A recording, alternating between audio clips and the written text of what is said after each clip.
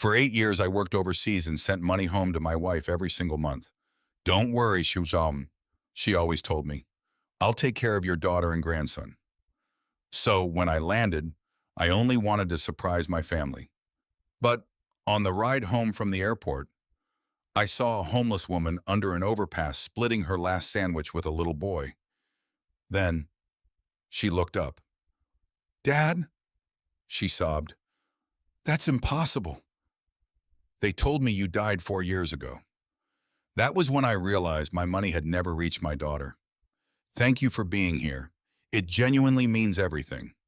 Drop a comment below and tell me where you're joining from. What city? What country? Let's see how far this story travels. Heads up, some details in this story are fictional, built to bring the message to life. Names and settings are not drawn from any specific person, but the heart of what I'm sharing, that part is yours to keep. The moment the airport door slid open and the dry Dallas heat wrapped around me like an old coat, I told myself this was the best day I'd had in 8 years. I was wrong. My name is Robert Callahan. I am 68 years old. I spent the last 8 years working overseas contracts in London, then Frankfurt, then Singapore, sending money home every month, trusting that the people I left behind were being taken care of. I believed that because I needed to believe it, because the alternative was something I wasn't ready to look at. I didn't call ahead. I didn't warn anyone. I wanted to see my daughter's face when she opened the door. The real unguarded version of it, not the one people put on when they know company is coming. I had been imagining that moment for months. Claire in the kitchen? Maybe. Noah doing homework at the table. The smell of something on the stove. I climbed into a taxi outside baggage claim, gave the driver the address of Claire's house in Oak Lawn, and leaned back against the seat. Dallas scrolled past the windows. Glass towers, highway, overpasses. The flat blue sky I remembered from 30 years of living here. My chest felt full of something I hadn't had much of lately. Hope, maybe, or something close to it. "First time back in a while?" the driver asked, glancing in the rearview mirror. "8 years," I said. He let out a low whistle. "That's a long time. You got family here?" "My daughter and my grandson. He's 10 now." I pulled out my phone and showed him a photo of Noah at maybe 7, grinning with a gap where his 2 front teeth used to be. "Haven't seen him since he was this size." The driver smiled. "He's going to flip out when he sees you." "Well, that's the plan," I said. We hit a red light near the downtown interchange underneath one of the old overpasses, where the concrete was stained dark from years of rain. I was looking at my phone, scrolling through old photos of Claire, trying to pick which one I'd show Noah first, when something outside the window made me stop. There was a woman sitting on a flattened cardboard box under the overpass. She was wearing a coat that was too big for her, the kind of faded olive green you see at Goodwill, and she had a plastic bag beside her feet. Her shoulders were curved inward, the way people hold themselves when they've spent a long time trying to take up less space in the world. She was holding a sandwich, the cheap kind wrapped in plastic from a corner store, and she was tearing it in half. The little boy beside her was watching her hands. She gave him the bigger half. I noticed the boy first, 10, maybe 11, dark hair, a backpack that was too small for him, shoes with a sole coming loose on the left foot. He took the sandwich without saying thank you, not out of rudeness, I thought, but out of habit. The kind that forms when gratitude starts to feel like too much weight to carry. Then the woman looked up. My breath left my body. "Pull over," I said. The driver blinked. "Sir, pull over right now. Right here." My voice came out harder than I meant it to, sharp and urgent in a way that made the driver cut across 2 lanes without asking another question. I was out of the car before it fully stopped. A horn blared behind me. I didn't care. My legs carried me across the sidewalk without my permission. I wasn't deciding to move. I was just moving, pulled forward by something that didn't have a name yet. The woman had looked back down when she heard the car door. She hunched her shoulders again, that same reflex, making herself small, becoming part of the wall. Claire. My voice broke on the word. The boy looked up first. His eyes were dark and careful, the eyes of a child who had learned to assess situations quickly. He looked at me the way kids look at strangers, measuring uncertain. Then the woman raised her head, and the world stopped. She was thinner than I remembered. Her cheekbones pressed against her skin in a way that made my throat tighten. Her hair was pulled back with a rubber band. She was wearing a sweater with a small tear near the collar. But it was her. Every line of her face, every feature. It was my daughter. The girl I had held in my arms the day she was born. The girl I had walked to the school bus for 7 years. The girl I had hugged goodbye at the airport before I flew to London with a promise that it was only temporary. Claire stared at me, her lips parted.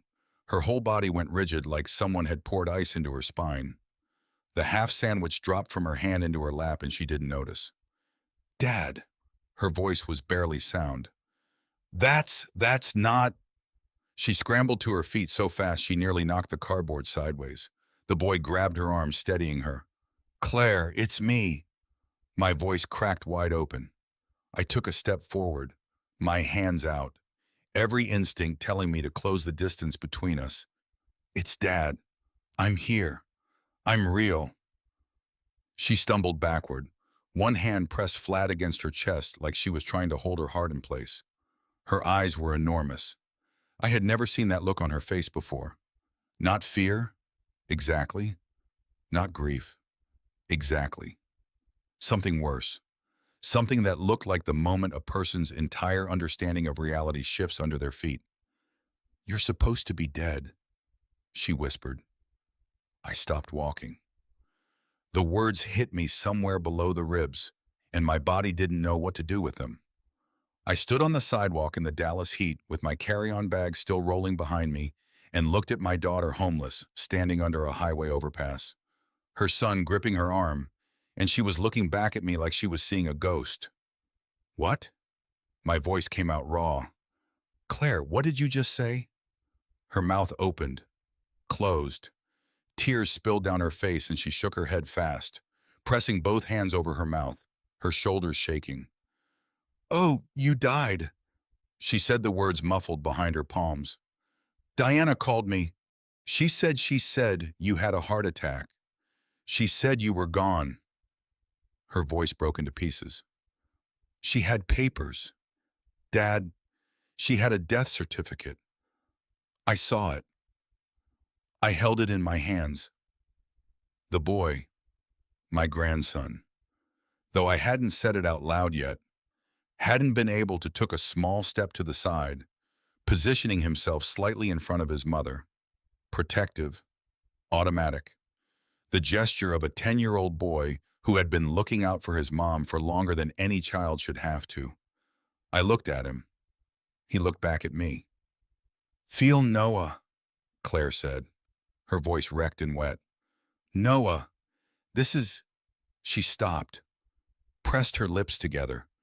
This is your grandfather. Noah did not move for a long moment.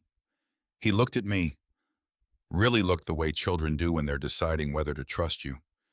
And then something shifted behind his eyes. She told us you were dead, he said. His voice was steady, quieter than I expected. She showed Mom the paper. I crouched down to his eye level right there on the sidewalk, cars still rolling past behind me.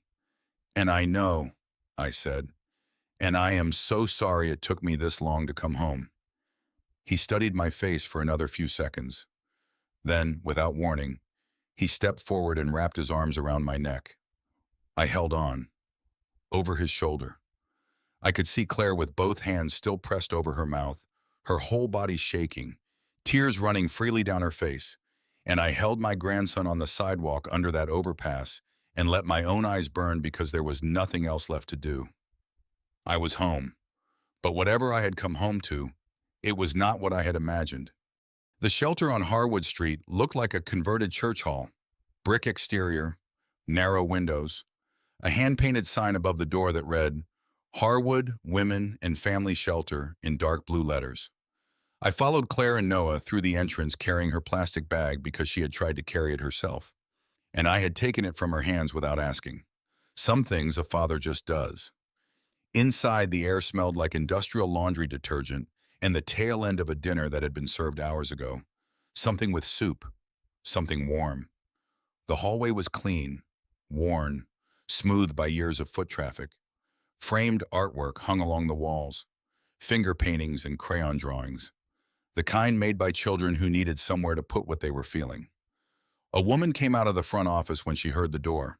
She was in her mid-50s, broad-shouldered, with reading glasses pushed up on her forehead, and the kind of calm in her eyes that only comes from years of sitting with people in their worst moments. She looked at Claire first, the way you check on someone you know, then at me, and her expression shifted into something careful and quiet. "It's Karen," Claire said, her voice still rough from crying. "This is my father, Karen Shields." The shelter director, as Claire explained to me later, extended her hand. I shook it. "Mr. Callahan," she said. She didn't say anything else, but the way she said my name told me she knew exactly who I was. She had probably heard about me before. I just didn't know in what context. "Can we use the meeting room?" Claire asked. Of take all the time you need." Noah had already spotted a small common room down the hall where two other kids were watching television. He glanced at his mother checking and she gave him a small nod. He disappeared around the corner without a word, but not before he looked back at me once more like he was making sure I was still there. I understood that look. It was the look of someone who had learned that people disappear. The meeting room was small, a folding table, 4 plastic chairs, a window that looked out onto a narrow strip of parking lot. Claire sat down across from me and wrapped her hands around a paper cup of water Karen had quietly set on the table before pulling the door closed behind her. I leaned forward. "Tell me about the death certificate," I said. Claire's jaw tightened. She set the cup down and pressed her palms flat on the table like she needed something solid to hold on to. "Diana called me on a Tuesday morning," she said, "about 4 years ago. She said you'd had a heart attack in Singapore, that it happened overnight, that by the time anyone found you, it was—" She stopped, swallowed hard. "She said she was handling everything, the arrangements overseas. She said there was nothing for me to do." "And you believed her?" "Dad," her voice broke on that one word. "She sent me a death certificate. It had your name on it. It had a date, a location, a cause of death. It had what looked like official seals." Her eyes filled again, and she blinked hard, fighting it. "I had no reason to think it was fake. I had no way to check." I kept my voice even though my chest was burning. "What about calling? Emailing? There must have been some way." "She changed your number," Claire said. "She told me the overseas plan was canceled after you passed. Your email bounced back. Your work contact said you had retired." Her voice went flat and quiet in a way that was worse than crying. She thought of everything. Dad. Every single exit. She closed them all before she made that call. My hands were shaking. I pressed them together under the table so she wouldn't see. "I'm sorry," I said. It came out hollow. 2 words that couldn't begin to touch what they needed to touch. "Claire, I am so sorry I wasn't here. I should have—" "Don't." She shook her head. "Please don't do that. Not yet." She stood up and walked to the corner of the room where a cardboard box sat on the floor. I hadn't noticed it when we came in. It was old. The corners softened with handling, the flaps held together with a rubber band. She carried it to the table and set it in front of me. I looked at it. "Open it," she said. Inside the box were letters, dozens of them folded neatly, each one sealed, each one with a stamp pressed carefully into the upper right corner. The handwriting on the envelopes was Claire's. I recognized it immediately. The looping C, the way she always pressed too hard with the pen. I picked one up. The stamp had been peeled back slightly, then pressed back down. My throat went dry. "You wrote these to me?" I said. After Diana told me you were gone. I know it doesn't make sense. She pressed her lips together to keep them from trembling. I knew you couldn't read them. I needed somewhere to put it. So I started writing. I wrote one every few weeks, sometimes more. I addressed them. I stamped them. I put them in the mailbox. Her voice broke apart at the edges. They always came back. I thought it was because there was no one to receive them anymore. I kept them because I couldn't throw them away. I counted. I couldn't help it. I fanned through the stack like someone who needed hard facts to hold on to when everything else was dissolving. 47 letters. She intercepted them. I said, Mom, it wasn't a question. She took them from the mailbox before the carrier picked them up. Claire nodded. Her chin was trembling now, her eyes red-rimmed and overflowing. I figured that out after you showed up today. But back then, I just thought the post office was returning them because the address didn't exist anymore. I reached into the box and picked up a letter at random. The postmark date was from 3 years ago. I unfolded it slowly.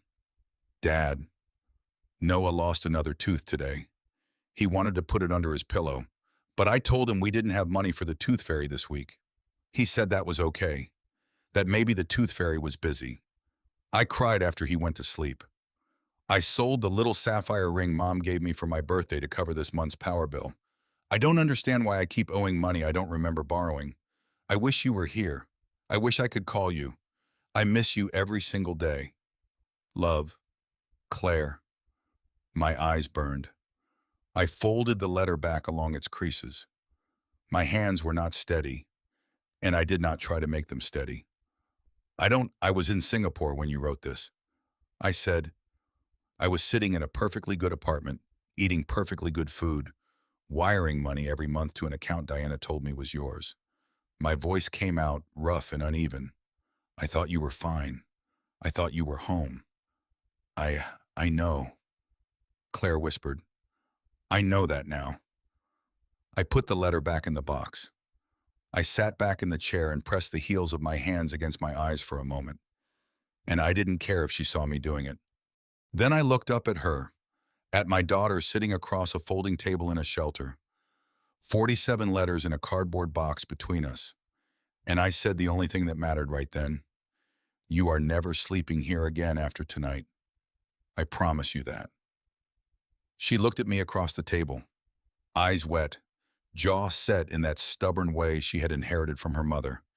And for just a moment, despite everything, she almost smiled. But there was a question sitting at the back of my mind that hadn't let go since I'd opened my banking app on the taxi ride over, staring at the account number Diana had given me 8 years ago. 47 letters. But what about the money? Where had all of it gone? I checked Claire and Noah into the hotel room next to mine. 2 queen beds, a bathroom with a door that locked, a window with curtains that actually closed all the way. Noah ran his hand along the edge of the mattress like he was checking if it was real. Claire stood in the middle of the room and looked around with an expression I had never seen on her before. Not gratitude exactly, more like the careful, fragile look of someone who had forgotten what normal felt like and wasn't sure they were allowed to have it back. Get some sleep, I told her. Both of you. Dad? Tomorrow. I said, Well, we'll talk tomorrow. Tonight you sleep in a real bed. She nodded her chin, still trembling slightly, and I stepped out into the hallway and closed the door behind me. Then I went to my room, sat down at the desk, opened my laptop, and started pulling at the thread that had been pulling at me since the taxi. The money. I had been sending funds home every single month for 8 years. Every month without fail. I transferred what I believed was more than enough mortgage payments, utilities, groceries, medical expenses, extra cushion for emergencies. The transfers always went through without issue. I never questioned it because there was never a reason to question it. Diana sent me occasional photos of the house, occasional updates. Claire's doing well. Noah started kindergarten. The roof needed a small repair taken care of. And I believed her because I had built my entire life on the assumption that the people you trust will behave like people who deserve trust. I had been a fool for 8 years, and I had paid for it, but my daughter had paid more. I logged into my overseas banking portal and pulled up 8 years of transaction history. The transfers were all there, clean, consistent, one per month, always on the 15th. I clicked on the receiving account number. I had never looked at it closely before. Why would I? The money left my account on time, and that was the end of my involvement. But now I looked. The account was registered under the name Claire Callahan. That part looked right. But the email address listed for account notifications was one I had never seen. Not Claire's personal email. Not any address I recognized. And the phone number attached for two-factor authentication was a number with a Houston area code that I had never dialed. My stomach dropped like a stone off a bridge. I picked up my cell phone and dialed the Houston number. It rang 4 times and went to a generic voicemail. No name, no greeting, just a beep. I hung up. I went back to the transaction page and added up every transfer I had made over 8 years. My hand went completely still on the mouse. $1,240,000. I said the number out loud in the empty hotel room, quietly, the way you repeat something when your brain refuses to absorb it the first time. $1.2 million transferred faithfully every month for 8 years into an account that my daughter had never touched because my daughter had never known it existed. She set it up before I left. I said to no one. My voice sounded strange to me, flat and hollow and very, very calm. The kind of calm that lives on the other side of something enormous. She set the whole thing up before I ever got on that plane. I sat there for 60 seconds doing nothing. Then I picked up my phone again and called Arthur Webb. Arthur Webb had been my lawyer and one of my closest friends for 30 years. We had gone to law school together, though I had gone into business and he had stayed in the courtroom. He was 70 years old, semi-retired, sharp as a man half his age, and he answered on the second ring despite the fact that it was nearly 11 o'clock at night. Robert. His voice was alert immediately. Arthur had the instincts of a man who had spent decades getting bad news at inconvenient hours. Where are you? Dallas, I said. I came home early. Arthur, I need you to listen to me carefully. I'm listening. I told him everything. Claire under the bridge, the shelter, the death certificate, the 47 letters, and then the account number, the unfamiliar email, the Houston phone number, and the total that was still glowing on my laptop screen in the dark hotel room. Arthur did not interrupt. He did not gasp or exclaim. He listened the way good lawyers listen, completely quietly, with every part of his attention locked onto every word. When I finished, there was a brief pause.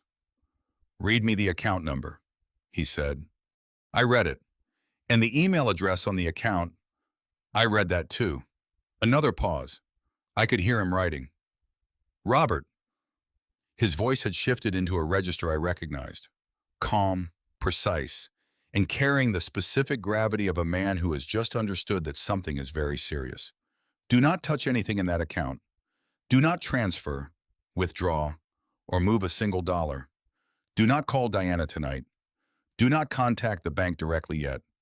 Arthur, I mean it. Not a single move until I've looked at this. He paused. Come to my office tomorrow morning, 7 o'clock. Bring whatever documentation you have, account statements, transfer records, anything. What do you think happened? I asked, though part of me already knew.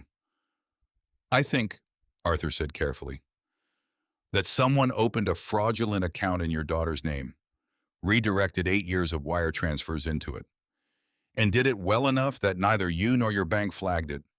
He let that sit for a moment. It's crime.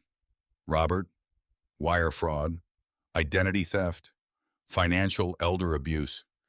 If the person who did this is who I think it is, we are not talking about a family disagreement. We are talking about a criminal case. My jaw tightened so hard it ached. She was my wife. I know, Arthur said. His voice softened slightly. Not enough to lose its edge, but enough to remind me he had known me for 30 years. Get some sleep if you can. I'll see you at 7 o'clock. I hung up. I closed the laptop. I sat in the dark for a long time looking at nothing, my hands resting flat on the desk in front of me. 8 years. All of it. Every transfer. Every month. Every dollar I had. Believed was keeping her safe. Flowing into a ghost account while she slept on concrete. I had never felt more awake in my life, and I had never felt more sick. I had not slept. Not really. I had lain on the hotel bed in my clothes and stared at the ceiling for a few hours while the numbers kept rearranging themselves in my head. 1.2 million, 8 years, every 15th of the month like clockwork, like a machine, like a man who trusted the wrong person completely. At 6:30, I was already in the elevator. Arthur Webb's office was on the 14th floor of a building on Commerce Street that had been there since the 1980s. Solid, slightly old-fashioned. The kind of place where the carpet had been replaced twice, but the oak furniture never had. Arthur had worked out of the same set of rooms for over 2 decades, and walking in felt the way it always had. Like walking into the office of a man who had seen enough of the world to stop being surprised by most of it. He was already at his desk when I arrived. 2 mugs of coffee sat on the table. Black, no sugar. The way we had both been drinking it since law school. He looked up when I walked in, and his eyes moved over me the way a doctor's eyes move, checking without commenting. "You didn't sleep," he said. "No. Sit down." He pushed one of the mugs toward me. "Before we get into everything, I want to tell you what I found out overnight. Then you can react however you need to." I sat down and wrapped both hands around the mug. "Go ahead." Arthur opened a folder on his desk. Inside were printed pages, transaction records. I could see that much from across the desk, and he turned them so I could read them right side up. After we talked last night, I called Marcus Hale," Arthur said. Marcus Hale was the private investigator Arthur had worked with for years, a former Dallas PD detective, meticulous and discreet. I asked him to start with one thing: any financial connections between Diana and the Harmon family. I leaned forward. The Harmons were Claire's in-laws, or former in-laws now, I supposed, since the marriage to Ethan had collapsed. I had always understood them to be the source of a lot of Claire's misery in the last few years. Cold, unsupportive, pushing Ethan toward a divorce that Claire hadn't wanted and couldn't afford. I had resented them from a distance. I had never thought to ask who was paying them. "What did Marcus find?" I asked, though the way Arthur's expression had settled into something flat and deliberate already told me the answer was going to make my coffee taste like ash. Arthur tapped the first page. "Over the past 6 years, Diana Callahan made a series of wire transfers to a personal account held by Gerald Harmon, Ethan's father." He slid the page toward me. 41 separate transactions, never more than $3,000 at a time, always a few weeks apart. I looked at the numbers. 41 transactions. My eyes moved to the total at the bottom of the column. $83,000, I said. To $83,420. Arthur confirmed. Small enough that no single transfer triggered a bank review. Spread out enough to look like informal family support if anyone glanced at it casually. He sat back in his chair. But Marcus pulled Harmon's corresponding bank records. Those transfers don't match any regular expense pattern. They came in, and within 2 or 3 weeks, they went right back out to other accounts. Rental payments, a boat loan that Gerald Harmon shouldn't have been able to afford, a home renovation. My fingers tightened around the mug. The heat of it burned my palms, and I didn't care. How she paid them. I said, my voice came out lower than I intended, rough at the bottom. She paid the Harmons to go after Claire. That's what the money pattern suggests, Arthur said carefully. We can't prove intent from transfers alone. Not yet, but combined with everything else you've told me, the picture is becoming very clear. He folded his hands on the desk. Robert, the Harmons weren't acting on their own instincts. Someone was funding their behavior, giving Ethan's family financial relief in exchange for their cooperation in isolating Claire, pressuring the marriage. cutting off her support systems. His voice stayed even professional. But I had known Arthur long enough to hear the anger underneath it. Diana didn't do this alone. She built a structure around your daughter and paid people to hold it in place. I stood up. I couldn't help it. My legs needed to move because sitting still while absorbing that felt physically impossible. I walked to the window and looked out at Commerce Street, 14 floors below the morning traffic, already building Dallas, going about its ordinary Tuesday like none of this was happening. She said they took money from her. I said. My throat felt like something was lodged in it. Claire was struggling selling her mother's jewelry to pay debts she didn't even know weren't hers. And the Harmons were sitting on $80,000 that Diana paid them to make sure no one helped her. Yes, Arthur said simply. There was no softening it, and he didn't try. I turned back from the window. My jaw was clenched so hard my back teeth hurt. And what do? We keep building the case, Arthur said. The financial records Marcus pulled last night are a start, but we need more. We need to trace the full money trail, all of it, not just the Harmons. And there's something else I want to look at today. He picked up a second folder from the stack on his desk. The house. I blinked. What about the house? Arthur looked at me steadily. You told me on the phone that Diana said the bank foreclosed on the property after Claire fell behind on payments. That's what she told me. Yes. About 3 years ago, I had Marcus run a preliminary title search this morning. Arthur said. He opened the second folder but kept his hand flat on top of the page so I couldn't read it yet. His eyes were watching my face carefully, the way you watch someone's face when you know what you're about to say is going to hurt them and you want to be ready. Robert, when did you last speak directly to anyone at the mortgage company, not through Diana? Directly? The question hit me like a bucket of cold water. I never did. I said slowly. Diana handled all of it. She said she'd managed the communication, tried to negotiate, but there was nothing she could do. I felt something cold beginning to spread through my chest.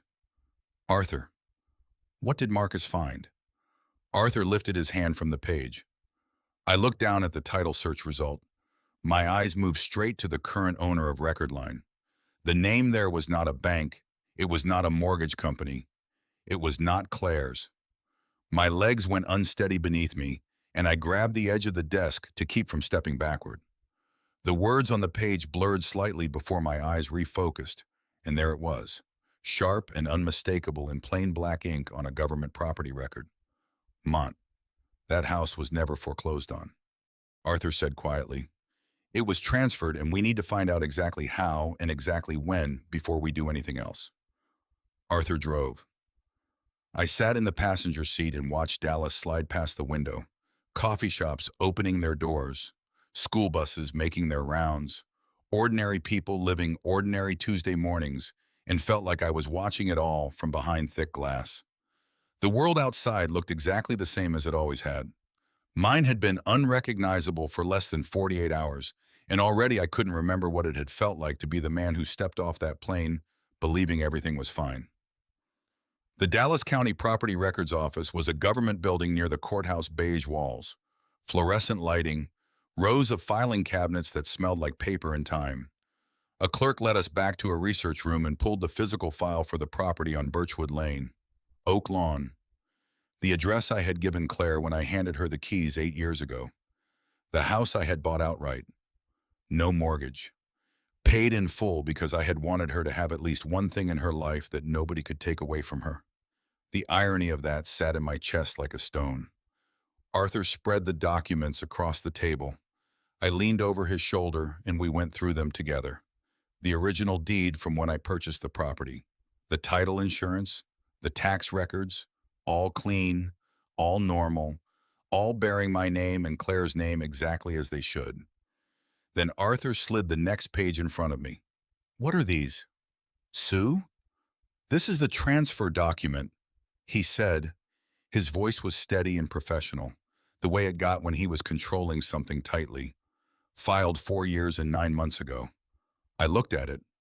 It was a warranty deed, the standard form used in Texas property transfers, and it listed a grantor, a grantee, and the terms of the transfer. The grantor line read Robert James Callahan by power of attorney. The grantee line read Diana Marie Callahan. My eyes moved to the attached power of attorney document. It was a single page notarized with a signature at the bottom that was supposed to be mine. I looked at that signature for a long time. My jaw tightened until my molars ached.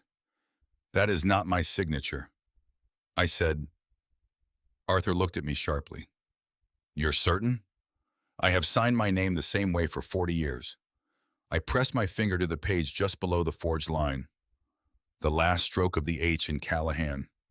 I always pull it upward. It's a habit from grade school. My third grade teacher made me practice cursive until it was automatic. I tapped the document. This one goes down and curves left. Whoever forged this was close, but not close enough. Arthur pulled out his phone and photographed every page. His movements were quick and precise, and I could see the controlled energy in them, the look of a man who had just found the cornerstone of a criminal case and was being very careful not to let himself feel it yet, because there was still work to do. Nikisha, the notary signature, I said, pointing to the stamp at the bottom of the power of attorney. How does Diana get a notary to certify a document with a forged signature? Arthur straightened up and looked at me. It happens more than people think. A notary public in Texas is required by law to verify the identity of the person signing in front of them. But some notaries, particularly ones operating at the fringes, will certify documents for cash without proper verification. His expression hardened. It's called notary fraud, and it is itself a crime. The person who notarized this document is also potentially liable. He tapped the stamp on the page. Marcus will find out who this notary is by this afternoon. And the real estate agent who processed the transfer? I asked, because the transaction page showed a broker commission had been paid. Arthur checked the bottom of the transfer document. Sandra Cole, licensed Texas real estate broker, Uptown Dallas. He wrote the name down. We'll need to speak with her. I straightened up and stepped back from the table. My chest was so tight it was difficult to draw a full breath. I pressed both fists against the edge of the table and stared at the warranty deed. Diana's name where Claire's name should have been achieved through a forged signature on a document I had never seen, never signed, and never authorized. She did all of this, I said, and my voice came out shaking in a way I hadn't intended and couldn't stop. While I was sitting in Singapore wiring money home every month believing I was a decent father, she was here dismantling everything I built for my daughter piece by piece, and the whole time she was sending me updates and photos and I was thanking her for taking care of things. Robert, my daughter slept under a bridge. My voice cracked completely on the last word, and I didn't try to hold it together. My eyes burned and I let them burn. She gave a 10-year-old boy half a sandwich because there wasn't enough for two, and Diana was living in that house. My house. The house I paid for so Claire would always have somewhere safe. I pressed the back of my hand against my mouth for a moment and breathed. What kind of person does this? Arthur put his hand on my shoulder. Brief, firm, the gesture of a man who had known me 30 years and understood that I didn't need words. Right then, I needed someone to stand beside me. A calculated one, he said quietly, which means she made mistakes and we are going to find every single one of them. We left the records office just before noon. On the drive back, Arthur called Marcus and relayed the notary information. I stared out the passenger window and made myself think practically next steps. Evidence documentation. Because the alternative was a grief and rage so large, I didn't know what it would do to me if I let it out fully in the front seat of Arthur's car. When we pulled up outside the hotel, I checked my phone. Claire had texted Noah and I are coming by after school. He has something he wants to show you. I read it twice. Something he wants to show you. I didn't know what that meant. I didn't know that in a few hours I would be sitting in my hotel room listening to a recording that would change everything about the case we were building. A recording made by a 10-year-old boy who had been carrying it in his backpack for over a year. Not fully understanding what he had, only understanding that it mattered. I texted back, "We'll be here. Come whenever you're ready." Then I went upstairs to wait. They arrived at 4:30 just as the afternoon light was going gold through the hotel window. I heard the knock and opened the door, and there was Noah with his backpack still on, and Claire standing slightly behind him, one hand resting on his shoulder. She looked better than the night before. Her hair was down. She had found a clean sweater somewhere, and the raw red around her eyes had faded to something softer. Not healed, not yet, but resting. "Hey, buddy," I said to Noah. "Hey." He stepped inside and looked around the room with the quick, efficient scan of a kid who had learned to assess new spaces fast. His eyes landed on the window, then the desk, then the second chair. "Can I sit there?" "You can sit anywhere you want." He dropped his backpack next to the chair and sat down. Claire came in behind him and perched on the edge of the bed, tucking one leg underneath her. I pulled the desk chair around, so the three of us formed something close to a circle. "Your mom said you had something to show me," I told Noah. He nodded, but he didn't move right away. He looked at his hands for a moment, and I noticed something in that pause, something deliberate for a 10-year-old. The look of someone choosing how to begin something they had been rehearsing. Last year," he said slowly, "we were still at the old house. Grandma Diana." He stopped, his upper lip pulling back slightly, like the name tasted bad. "She came over with a lady. I didn't know the lady's name. They went into the kitchen and closed the door." "Okay, Mem," I said carefully. "What happened?" "Shh. I was doing homework at the table in the hallway right outside the kitchen. My jacket was hanging on the hook by the door." He reached into his backpack and pulled out a phone. Old model. Screen cracked across the lower right corner. The kind of device that had clearly lived a hard life in a kid's bag. "This was Mom's old phone. I used it to play games sometimes. The voice recorder app was open. I must have hit it by accident when I put the phone in my jacket pocket." He turned it over in his hands. "I didn't know it was recording until later. When I listened back, I—" He looked up at me, and his eyes were older than 10. "I didn't know what to do with it, Grandpa. So, I just kept it." My heart was hammering. I kept my voice quiet and steady. "Can I hear it, Noah?" He plugged in the charging cable from the nightstand, waited for the screen to light up, then navigated to the audio file with practiced fingers. He held the phone out to me. The timestamp on the recording read 11 minutes and 23 seconds. I pressed play. The audio was imperfect, muffled in places, the ambient sound of a kitchen underneath it, the occasional clink of something being set on a counter. But the voices were clear enough. Diana's voice, first lower than I remembered it, stripped of the warmth she had always performed when I was listening. "The transfer needs to happen before the end of the month. Sandra already has the paperwork ready."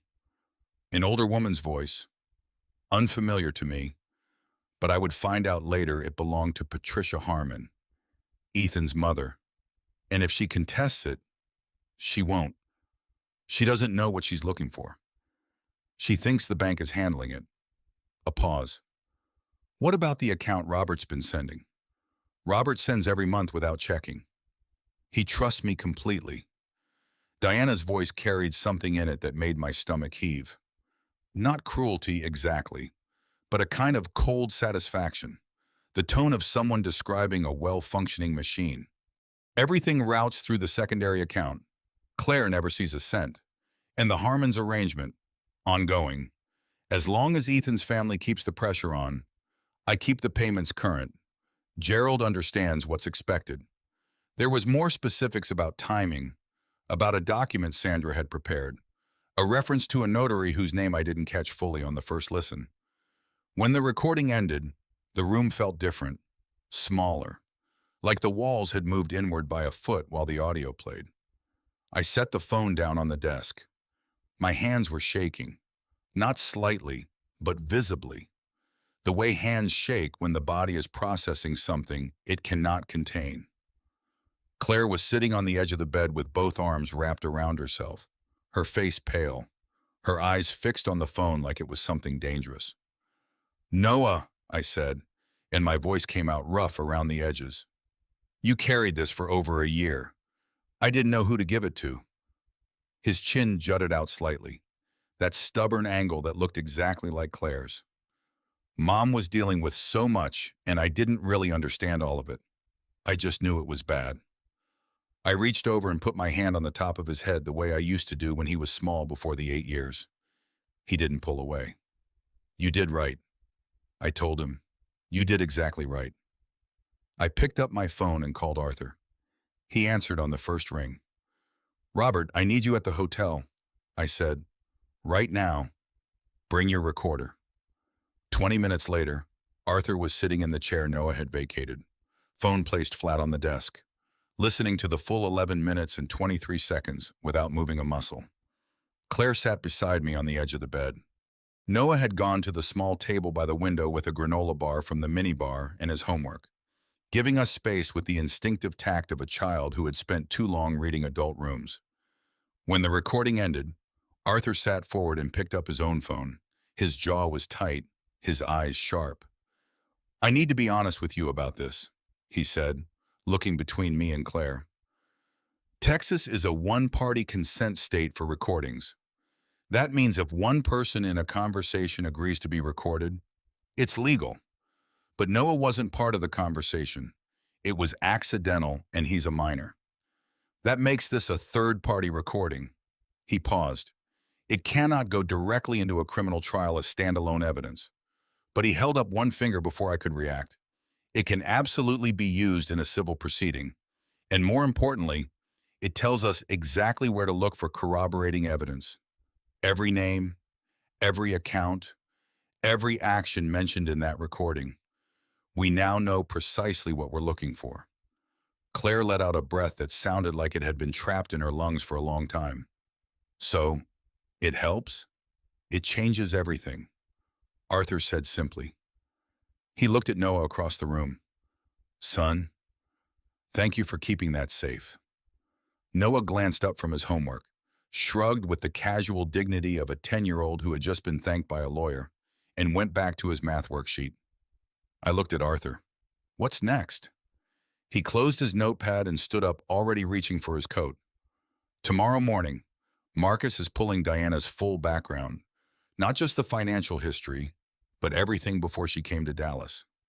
He met my eyes and held them.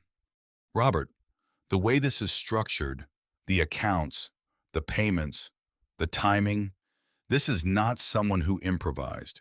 This is someone who has done something like this before. He picked up his briefcase. I want to know who Diana was before she became your wife. The door closed behind him. I sat on the edge of the bed and looked at my daughter, and she looked back at me, and neither of us had words for it yet. But what I felt burning in my chest was no longer just grief or rage. For the first time since I had stepped off that plane, it was something else. It was the certainty that we were going to win. The folder was already on Arthur's desk when I walked in the next morning. No coffee this time. Just the folder. A legal pad covered in Arthur's tight handwriting, and the expression on his face that I had come to recognize over the past 4 days as the one he wore when the news was worse than expected. Sit down, he said. I sat. So, Marcus worked through the night. Arthur opened the folder and turned it so I could read it. I asked him to pull Diana's full history, not just the financial trail, but everything. Where she lived before Dallas, where she worked, what her movements looked like in the 2 years before you met her. He tapped the first page. Read the dates. I looked. Diana had relocated to Dallas from Phoenix, Arizona. The date of her lease on the apartment in Uptown was stamped at the top of the tenancy record Marcus had obtained, 14 months before Margaret died. I looked up at Arthur. She was already here. She was already here. He confirmed. His voice was flat, precise. Not after Margaret passed, not after you were grieving and vulnerable. She moved to this city 14 months before any of that happened. My chest contracted. I pressed my palm flat against the desk and kept reading. The next page was a compilation of event guest lists. 3 separate business networking events held in Dallas over an 18-month period. Marcus had cross-referenced the attendee records. Robert James Callahan appeared on all three lists. So did a name I now recognized, Diana Marie Prescott, as she had been known before our marriage. She was at all three of these, I said, and my voice came out strange and thin like air through a narrowed pipe. Yes. Arthur leaned forward. The first event was 22 months before you met her at the Henderson Group dinner. The second was 16 months before. The third was 9 months before. He looked at me steadily. Robert, your name was on those guest lists. They were published events, business community semi-public invitation lists that circulated through industry networks. Anyone who wanted to find out where you would be on a given evening could have done so with minimal effort. I stood up. I could not sit still with what was moving through my body. I walked to the window and gripped the sill with both hands and stared out at Commerce Street below without seeing any of it. She targeted me. I said. The words felt foreign in my mouth. The kind of thing you hear about in news stories and other people's lives, in situations that happen to people who are not paying attention. I had always believed I was paying attention. She picked me out, studied me, positioned herself, and then waited for the right moment. That is what the evidence suggests, Arthur said carefully. She moved to Dallas before Margaret was even diagnosed, which means she didn't swoop in after Margaret got sick. My knuckles whitened against the windowsill. She was already in position. She was waiting. My throat tightened with a fury so cold it almost felt like calm. My wife was dying and this woman was already in my city, already attending my professional events, already planning her next move. Robert. Arthur's voice was quiet but firm. I need you to hear something. None of what she did at that stage was illegal. Attending public events, relocating to a city, those are not crimes. He paused. But they establish premeditation. When we present the full case, the forged documents, the fraudulent accounts, the payments to the Harmons, and we show the court that Diana positioned herself in your life deliberately before any of it began, that speaks directly to intent. It tells a jury that this was not impulse, not opportunism, not a marriage gone wrong. He met my eyes. It tells a jury this was a plan.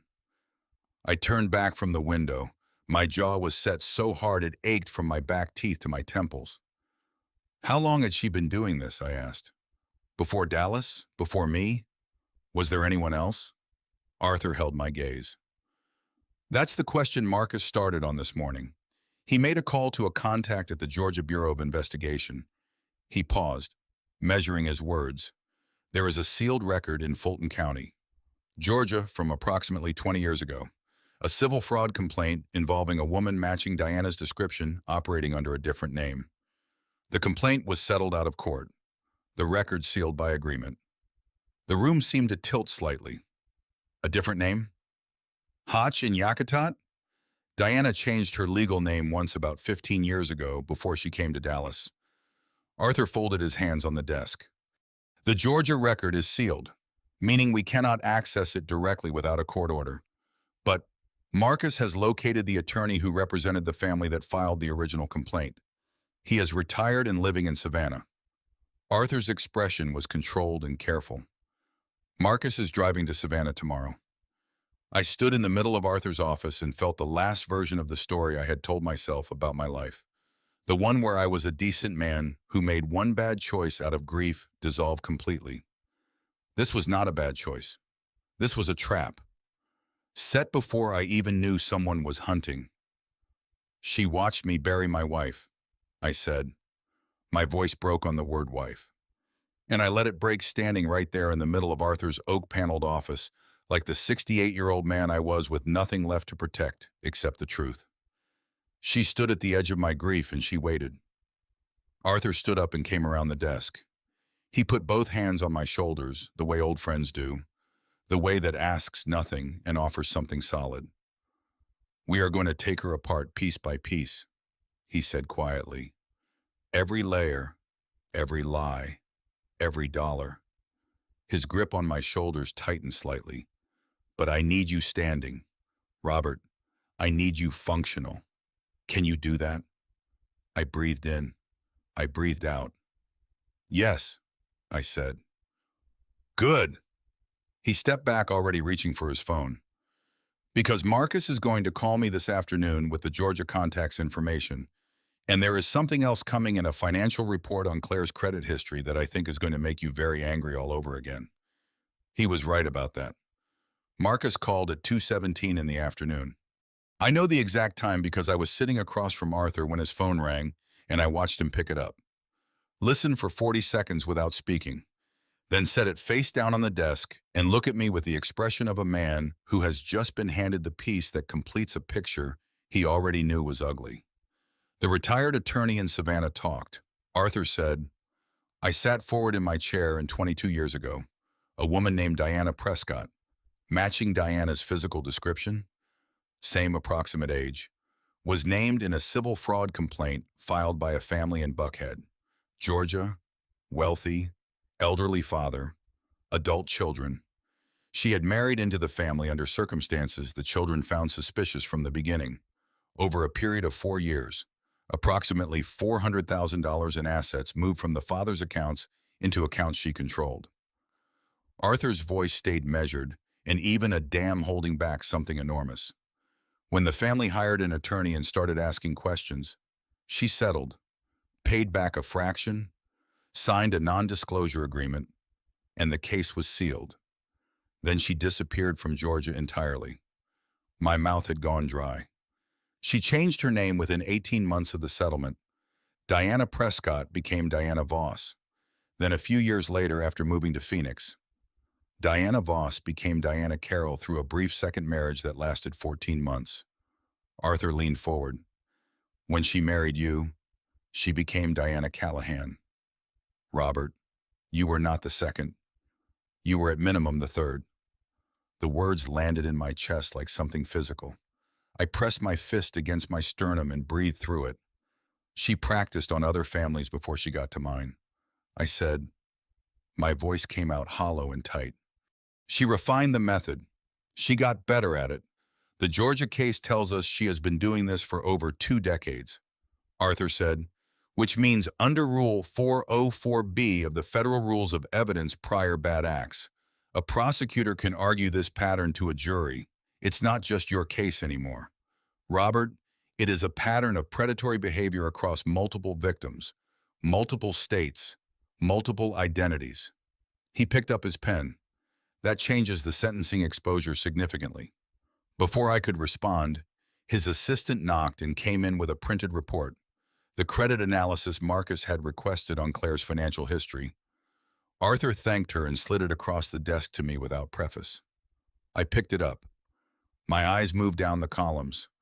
4 personal loans opened in Claire's name over a 3-year period, lenders in 3 different states, all using Claire's social security number. None at her actual address. 3 credit cards opened, online statements going to a P.O. box I had never heard of. 2 commercial loan guarantees, both signed with a notarized signature that I now knew to look at very differently. Total outstanding debt attributed to Claire Callahan, $342,000. She used Claire's social security number. I said, my voice was shaking again, not from weakness I had decided, but from the sheer accumulated weight of it. Claire's real SSN combined with fake contact information, so the statements went directly to Diana. Claire never knew the accounts existed. Correct, Arthur said. It is a well-documented form of identity theft, using a legitimate identifying number to establish credit, then routing all correspondence to a separate address controlled by the thief. The victim's credit score deteriorates. Debt collectors eventually make contact at the real address, and by then the damage is done. He looked at me steadily. Under the Identity Theft and Assumption Deterrence Act, this is a federal felony. Each account opened constitutes a separate count. We are looking at 9 separate counts of identity theft on top of everything else. 9 counts, $342,000 of debt that my daughter had spent her savings, her possessions, and her health trying to repay without understanding where it came from or why it would never stop growing. I stood up. I walked to the window. I stood there and pressed my forehead against the cool glass and breathed in through the nose, out through the mouth, and did not say anything for a long moment because I was afraid of what would come out if I opened my mouth before I was ready. "Robert," Arthur said from behind me, his voice gentler now. "I keep thinking about the jewelry," I said. My throat was raw. Margaret's rings, the sapphire bracelet I gave Claire on her 30th birthday. She sold all of it to pay debts that Diana created. I lifted my head from the glass. My reflection looked older than I expected, hollowed out around the eyes, gray and tight. She sold her mother's things trying to pay back a thief. I know. And the whole time she was doing that, bankrupting herself, selling everything she had, destroying her credit, she also believed I was dead. I turned back to the room.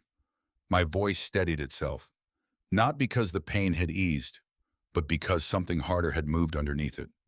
She was doing all of that completely alone. No father, no money, no home. Just her and a little boy, and a mountain of debt she didn't create. Arthur looked at me with the clear, unblinking eyes of someone who was not going to offer me a comfortable lie. "Yes," he said simply. I picked up my jacket from the chair. "I need to go see her." "Robert, we still have the case structure to tomorrow," I said. "We work tomorrow. Tonight I need to sit across from my daughter and ask her something I should have asked days ago." I buttoned my jacket and reached for the door. I need to ask her what it actually looked like. Those last months before she ended up under that bridge. I need to hear it from her, not from a financial report. Arthur nodded slowly. "All right, one more thing." I stopped with my hand on the door frame. The 9 counts of identity theft, the wire fraud, the forgery, the property transfer, the payments to the Harmons, the sealed Georgia case, the fake death certificate. I looked back at him. "When this goes to trial, I want every single one of those on the table. Every count, every dollar, every year." Arthur met my eyes. His expression was the steadiest thing in the room. "Every single one," he said. I walked out into the hallway and let the door close behind me. The elevator was slow in coming, and I stood in front of it with my hands in my pockets and my jaw tight and my heart somewhere between shattered and resolved because I was done grieving what Diana had taken. I was ready to take it back. Before I tell you what Claire had been hiding for over a year, what she sold, what she lost, what she never told anyone, leave a comment with just one word. Still here. Let me know you haven't walked away yet. Quick note. Parts of this story include fictional details added to deepen the telling. If you'd rather not continue with that in mind, now's a good time to pause, and I completely understand. Karen Shields met me at the shelter door that evening with the look of a woman who had been expecting me. Not surprised, not unwelcoming, just steady in the way that people who work with broken families learn to be steady. "Why, she's in the back room," Karen said. "Noah's in the common area with the other kids. He seems good tonight." "Thank you," I said, "Bo, for everything you've done for them." Karen nodded. Once the nod of someone who does not need to be thanked because the work is its own reason. She led me down the hallway and knocked twice on the door of the small meeting room, then stepped aside. Claire was already sitting at the table when I came in. She had a cup of tea wrapped in both hands, chamomile by the smell of it, and she looked at me with eyes that were tired in a deep structural way. The kind of tired that sleep alone cannot fix. But she sat up straighter when I walked in, and that small act of straightening told me more about her character than anything else I had seen in 5 days. My daughter still standing up even after everything. I sat down across from her and didn't waste time on preamble. "No, I want to know what the last year looked like," I said. "Before the shelter, before the bridge. I want you to tell me what you actually went through." Claire curled both hands tighter around the mug. Her jaw moved like she was chewing on where to begin. "You sure you want to hear all of it?" she asked quietly. "Every word." She took a breath and started talking. The debts began showing up about 3 years ago. Letters from collection agencies, statements from accounts she didn't recognize, phone calls from lenders she had never heard of. At first, she thought it was a mistake, some kind of clerical error. She tried disputing them. She called the lenders and explained she hadn't opened those accounts, but the accounts all had her social security number, her name, her date of birth.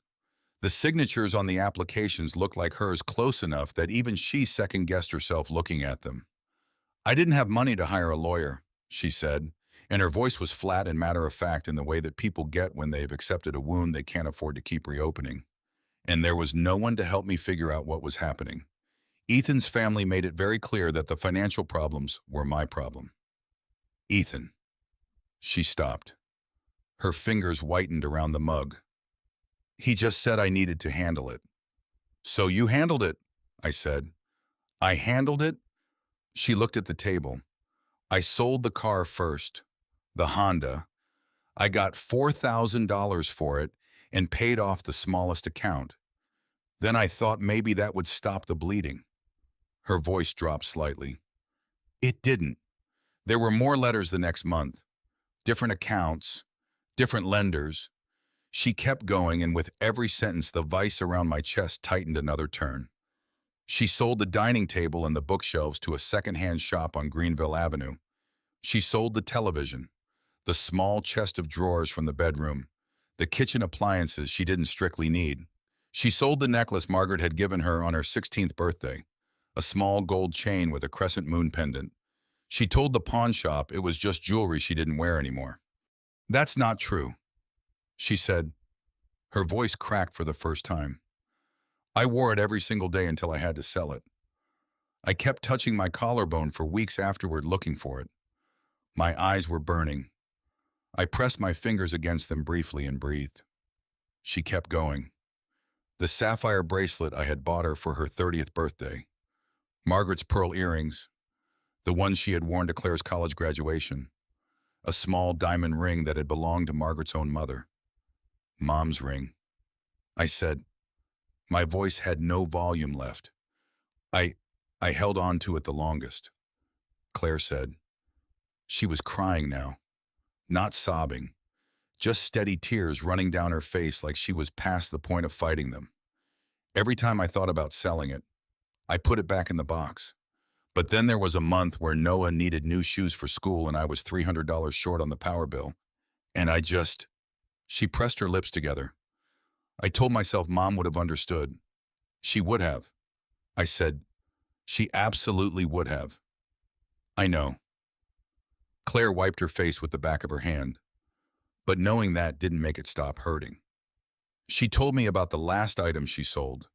The set of Lego I had bought Noah the Christmas before I left for London. He had been 2 years old.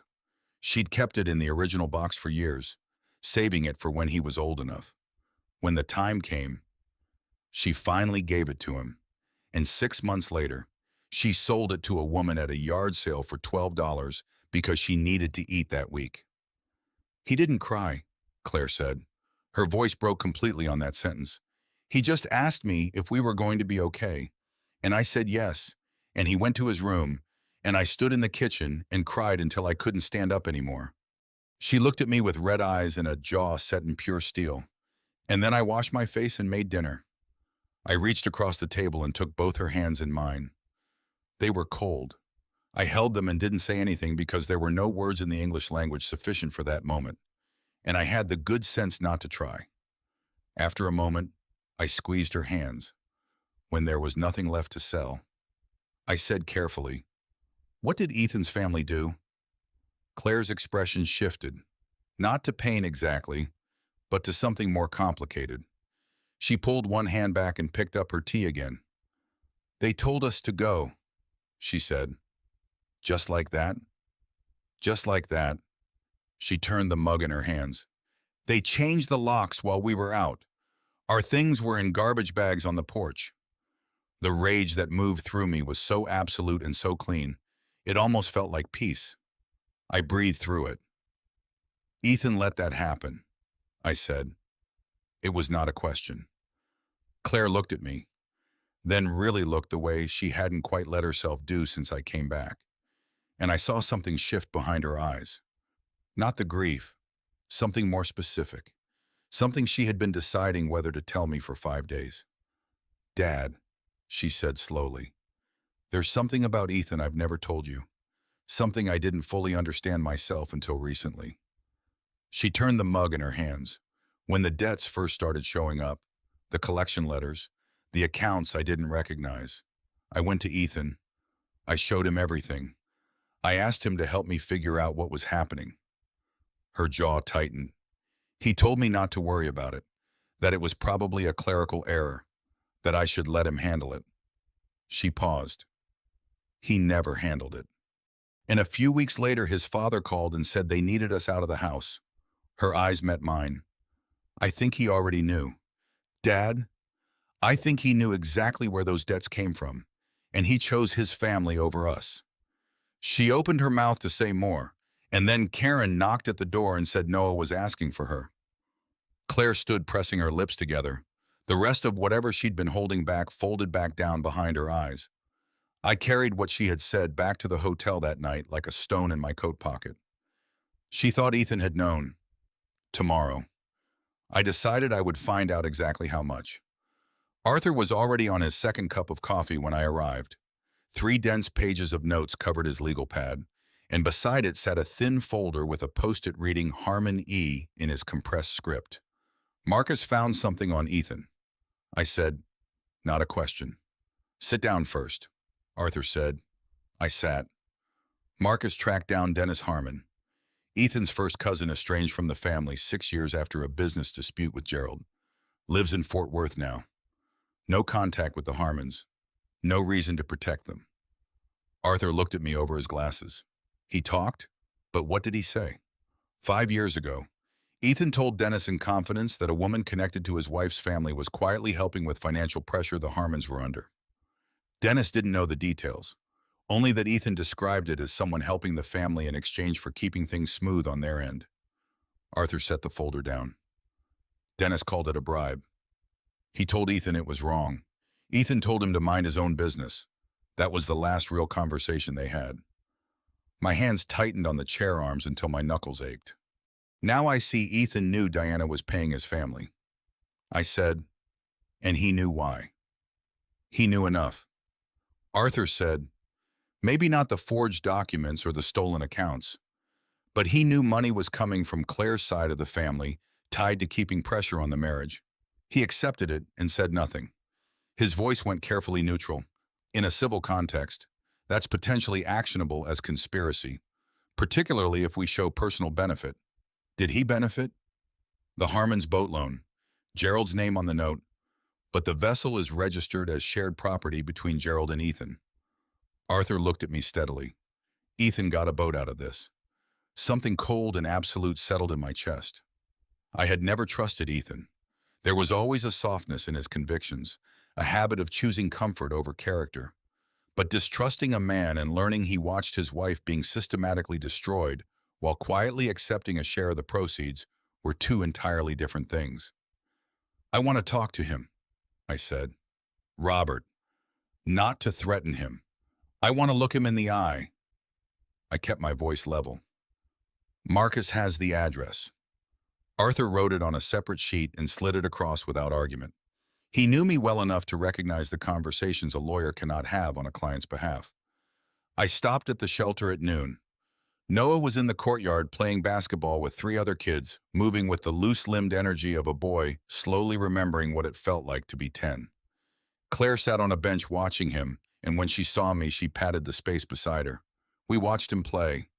He made a shot and spun around with both fists raised, grinning like the world owed him nothing. Claire laughed short and bright and completely real, the first genuine laugh I had heard from her since I came back. It landed somewhere behind my sternum and stayed there warm and aching at once. "He looks like you at that age," I told her. "Same arms. Same total lack of humility when he scores." She laughed again, softer. "He's going to be okay, isn't he?" "He's already okay," I said. "Look at him."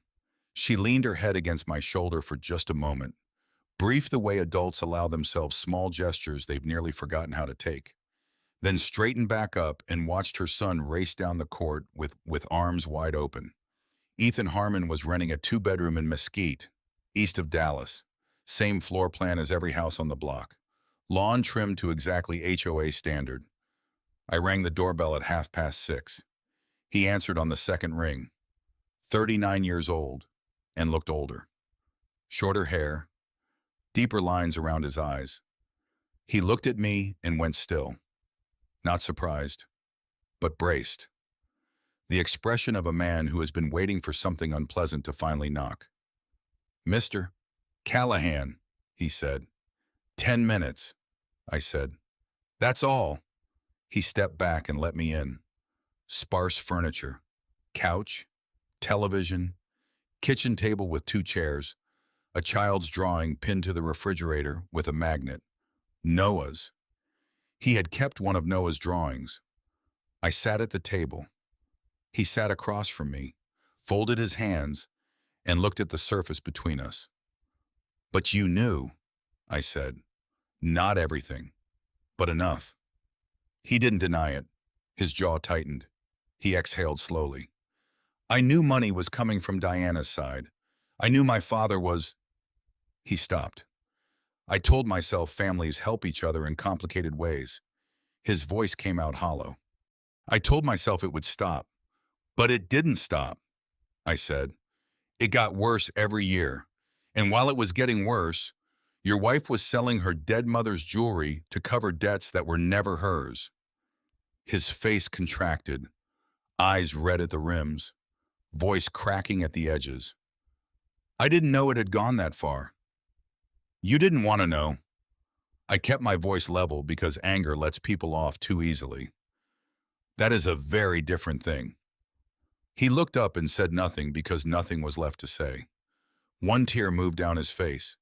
He wiped it quickly with the back of his hand, jaw tight with shame, wearing the mask of composure. I'm sorry, he said, for whatever that's worth. I stood. It's worth something, I said. Not enough.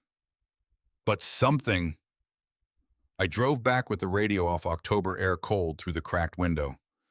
My phone rang as I merged onto the highway. How did it go? Arthur asked. The way it needed to. What's up, Mom? I got a call from a man named Franklin Cross. He says he was Margaret's private attorney, not your shared firm. Her own lawyer, separately retained. A pause. He says he has something belonging to Claire. He's been holding it for 8 years. My grip tightened on the wheel, the Dallas skyline glittering ahead in the dark. 8 years, I said. Why now? He said he was waiting for the right moment. Another pause. Robert, he used a specific phrase. He said Margaret told him to wait until someone was standing beside Claire who could actually make use of it. The back of my neck prickled with something between hope and dread. The feeling of a door you didn't know existed beginning slowly to open. Set up the meeting, I said. Franklin Cross's office was in a building on Knox Street that looked like it had been there since before Dallas had highways. 3 stories of dark brick, a brass nameplate beside the door that had been polished so many times. The letters were slightly soft at the edges. The elevator was slow and paneled in wood, and Arthur and I rode it to the 2nd floor without speaking. Both of us knowing that whatever was waiting in that office had been waiting for 8 years and could hold for another 30 seconds. Franklin crossed himself, answered the door before we could knock. He was 75 years old and built like a man who had spent that time doing something purposeful with it. Broad shoulders, slightly stooped, now white hair neatly combed, a handshake that was still firm. His eyes were gray and very clear, the kind of eyes that had seen enough of human behavior to stop being rattled by most of it.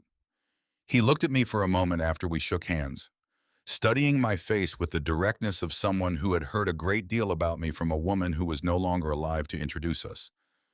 Your wife spoke about you often, he said. Come in. His office smelled like old books and coffee. 2 chairs had been set out in front of his desk. He had been expecting us, and on the desk itself sat a sealed envelope in a thin folder. The envelope was cream-colored, the flap sealed with red wax. I recognized Margaret's handwriting on the front for Claire. When the time comes, and my throat closed up so fast it almost choked me. I sat down. My hands were not entirely steady and I put them flat on my knees. How long have you known Margaret? Arthur asked, settling into the other chair and opening his legal pad. 26 years from Franklin said. He sat behind his desk with the unhurried manner of a man who understood that some conversations needed to breathe. She came to me separately from your shared firm because she wanted counsel that was entirely her own, not adversarial. She trusted you, Mr. Callahan. But she was a careful woman. She understood that there are things a wife needs to protect independently. He paused, particularly when she believed she might not have much time. I looked up. She knew she was sick before she told me. Franklin's expression was gentle but honest. She suspected for about 4 months before the diagnosis was confirmed. She used that time to put certain things in order. He reached forward and opened the folder. This is a codicil, a legal addendum to her primary will. It was drafted, witnessed, and independently of your joint estate documents. 2 witnesses unconnected to either family, fully executed and legally valid under Texas law. He folded his hands. I should explain why I've held it rather than filing it through probate. Margaret's instructions were explicit on this point. The codicil contains a contingency clause. It is only operative in the event of fraudulent deprivation of Claire's assets. Margaret's exact instruction to me was to hold the document until there was documented evidence that the contingency had been triggered. Filing it prematurely without that evidence would have exposed it to challenge and potentially rendered it unenforceable. He met my eyes steadily. When Diana called me twice this spring asking whether I still had it, I understood the contingency had been triggered. I began waiting for the right moment to act. Arthur leaned forward, his reading glasses already on. What does it address? Franklin slid the folder across the desk. The primary clause deals with Claire's inheritance rights in the event of fraudulent deprivation. He looked at me steadily. Margaret's exact language was, should Claire be deprived of any asset, property, or financial inheritance through forgery, coercion, deception, or any other fraudulent means, all such transactions shall be deemed void and unenforceable, and full ownership and entitlement shall revert to Claire unconditionally, regardless of any subsequent transfer of title or liquidation of assets. The room was very quiet. Arthur was reading with the focused intensity of a man who recognized a legal weapon when he saw one. She anticipated this, I said. My voice came out rough and low. Margaret anticipated that something like this could happen. She didn't know specifics, Franklin said carefully. She didn't know about Diana. She couldn't have. But she knew the world.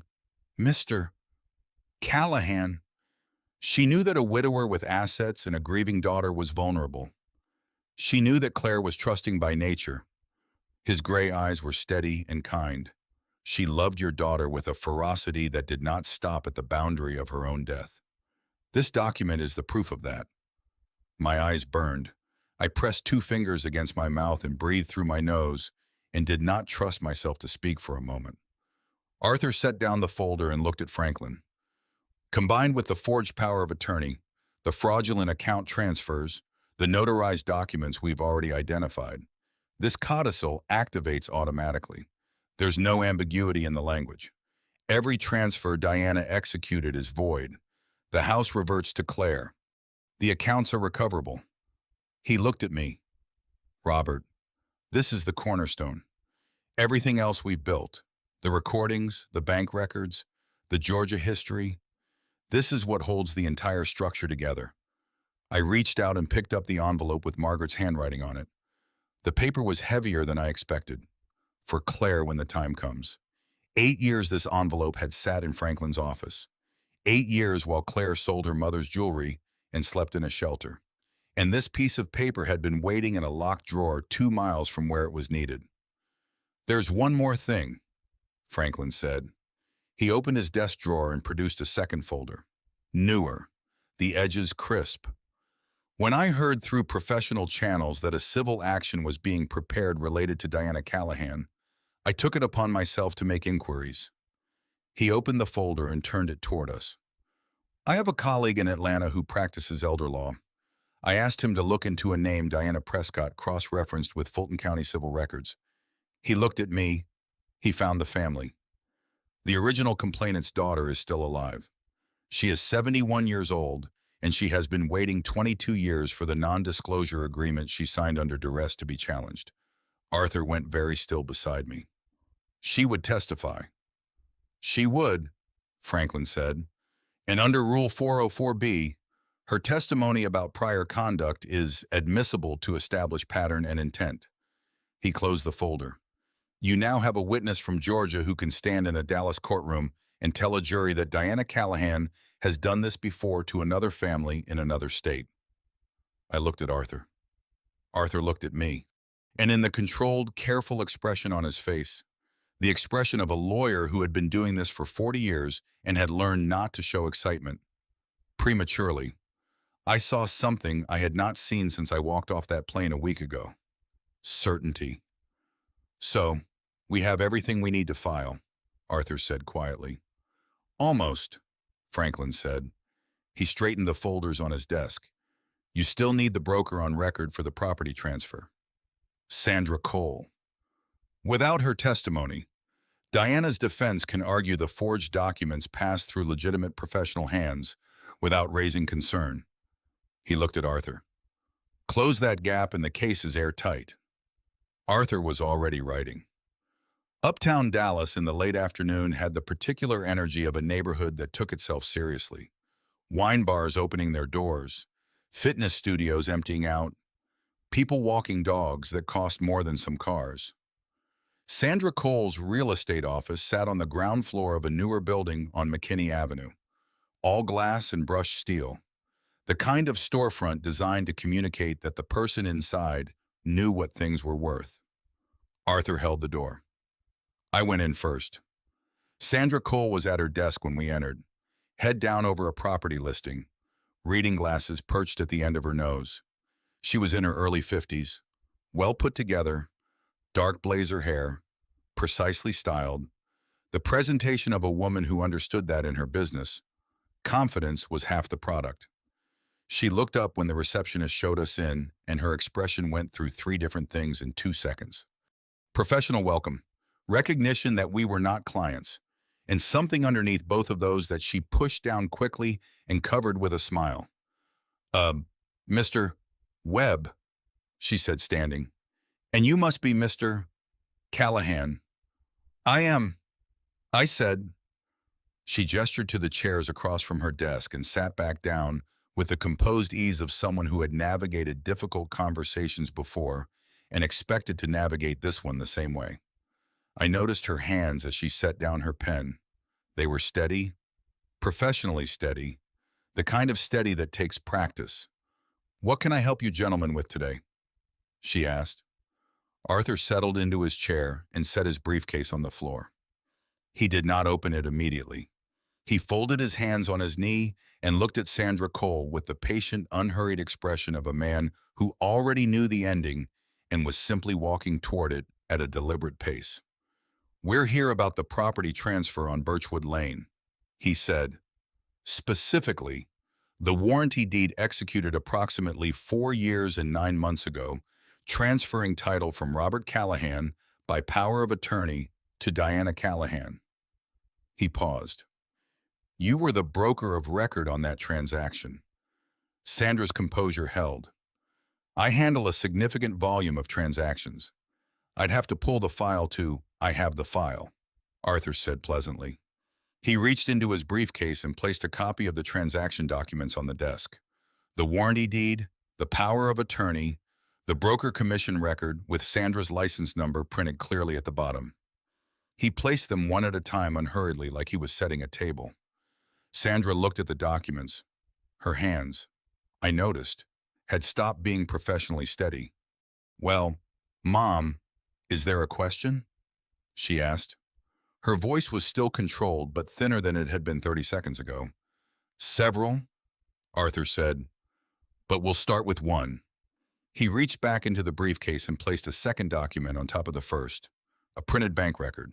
A wire transfer, $15,000 from an account held by Diana Callahan to a personal account held by Sandra Cole, dated 3 days before the transaction closed. Would you like to tell us about this payment? The color in Sandra's face changed. Not dramatically, just a shift. A slight draining the way a light dims when the voltage drops. She looked at the bank record for a long moment. Then she took off her reading glasses and set them on the desk with a small, careful click. She stopped. Started again. I provided consulting services. Sandra. Arthur's voice was not unkind, but it was absolute. We have the forged power of attorney. We have the notary fraud record. We have the recording of Diana Callahan discussing the transaction by name with a witness. We have the full financial trail from 8 different angles. He leaned forward slightly.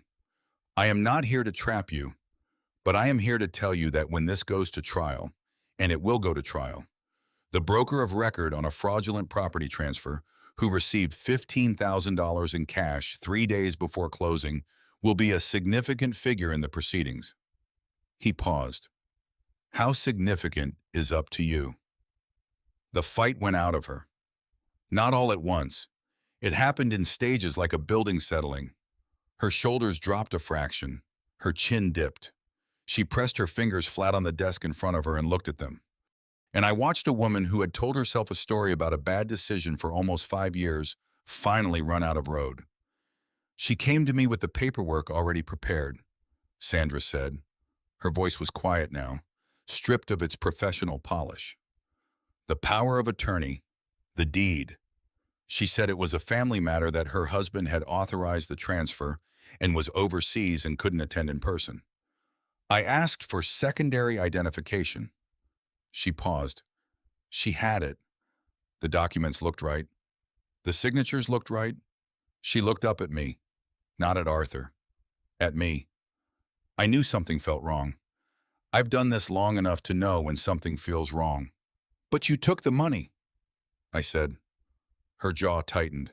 Her eyes went red at the corners. I told myself it was a family dispute, that it wasn't my business, that the paperwork was in order. She pressed her lips together hard for a moment. $15,000, and I told myself it was fine. She pulled a legal pad toward her and looked at Arthur. What do you need from me? A full written statement, Arthur said.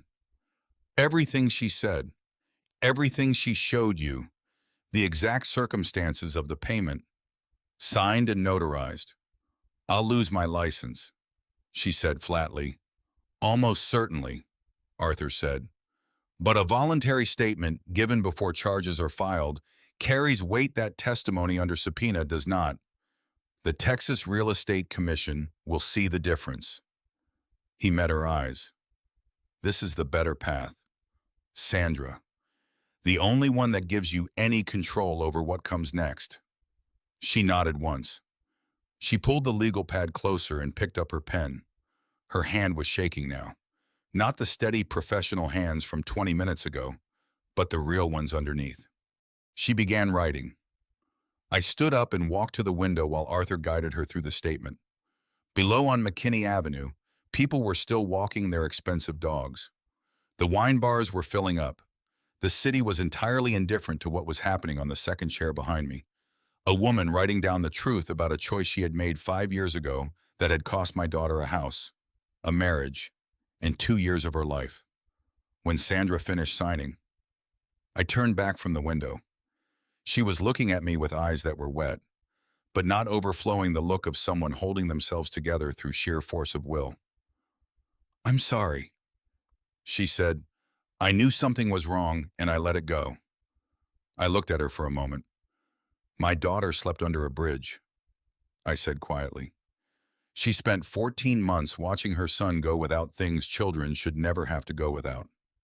She did it believing her father was dead and there was no one coming. I picked up my jacket. I hope the statement helps you sleep better than that kept her.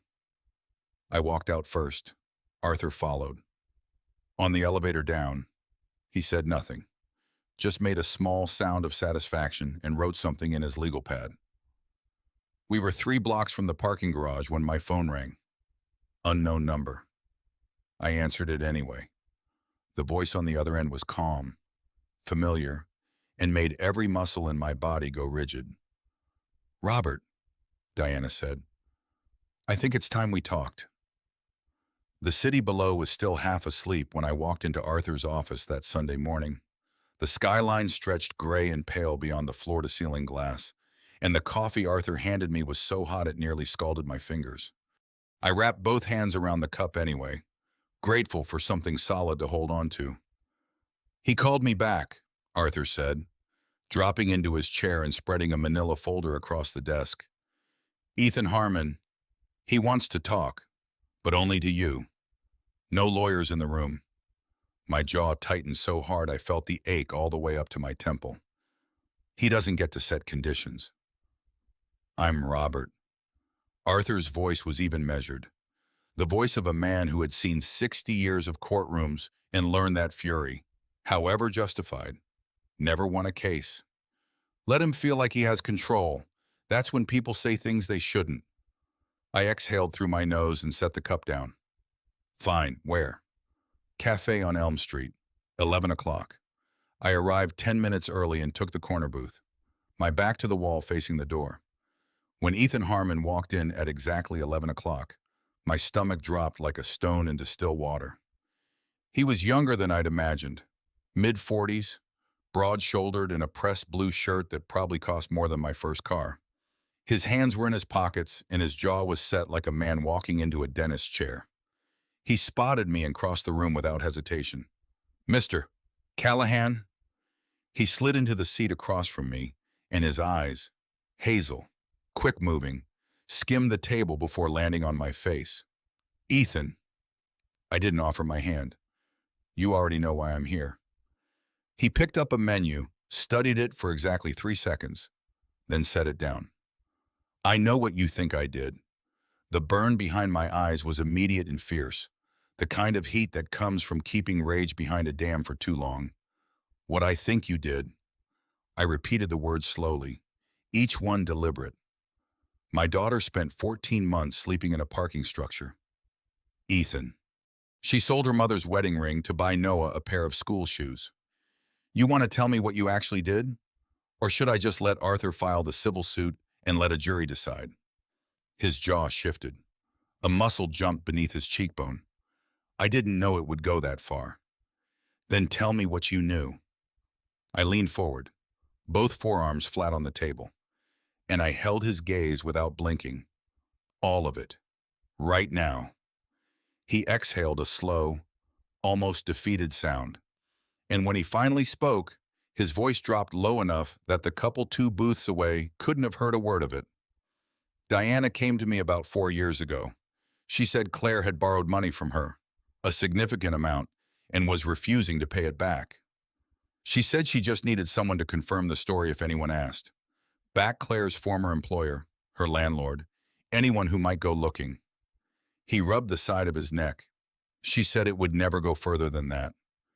The pain that moved through my chest was not rage anymore.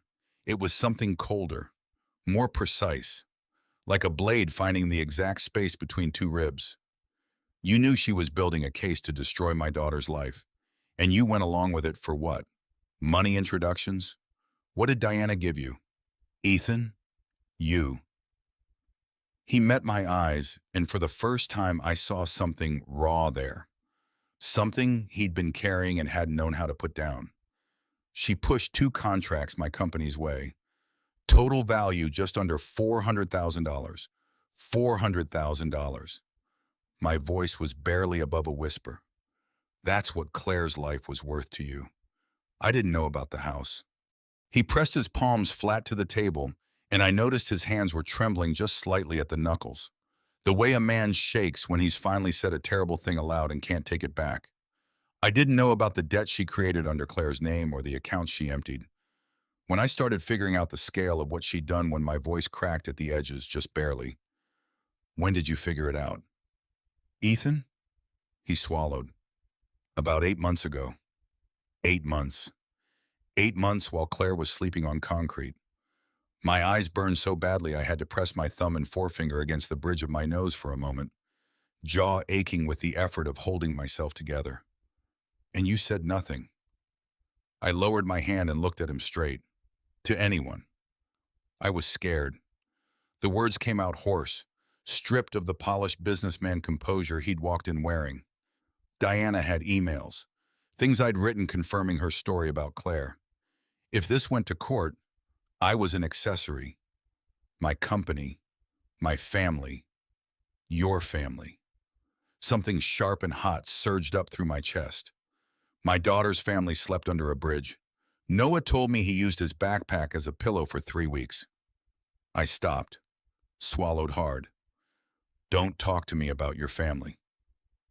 Ethan's eyes went red at the rims. He didn't blink. He just sat there with the color rising in his face and his breath coming in short. Controlled pulls like a man trying not to come apart entirely. That's why I called Arthur. He said finally, I want to give a full statement.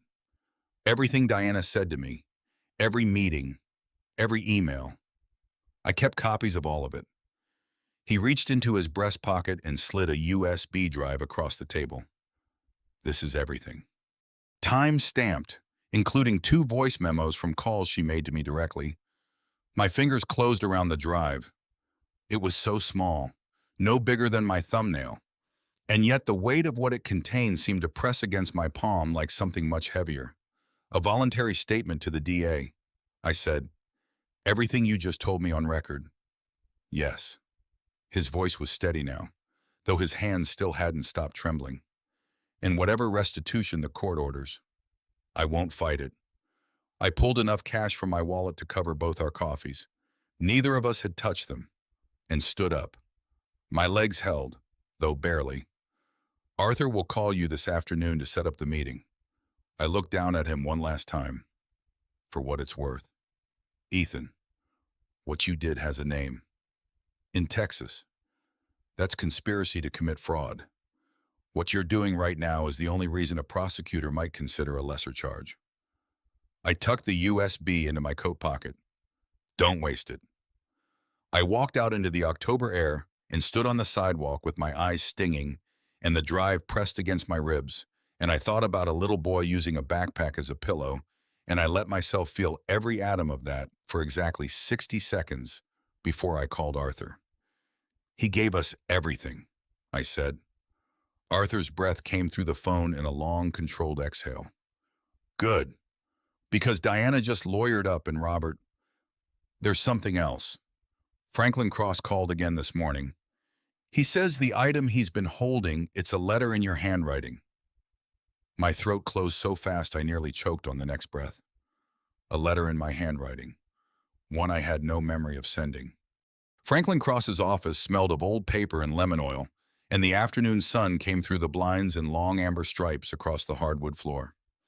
He was 75 years old and moved with the careful deliberateness of a man who understood that most things worth doing should never be rushed.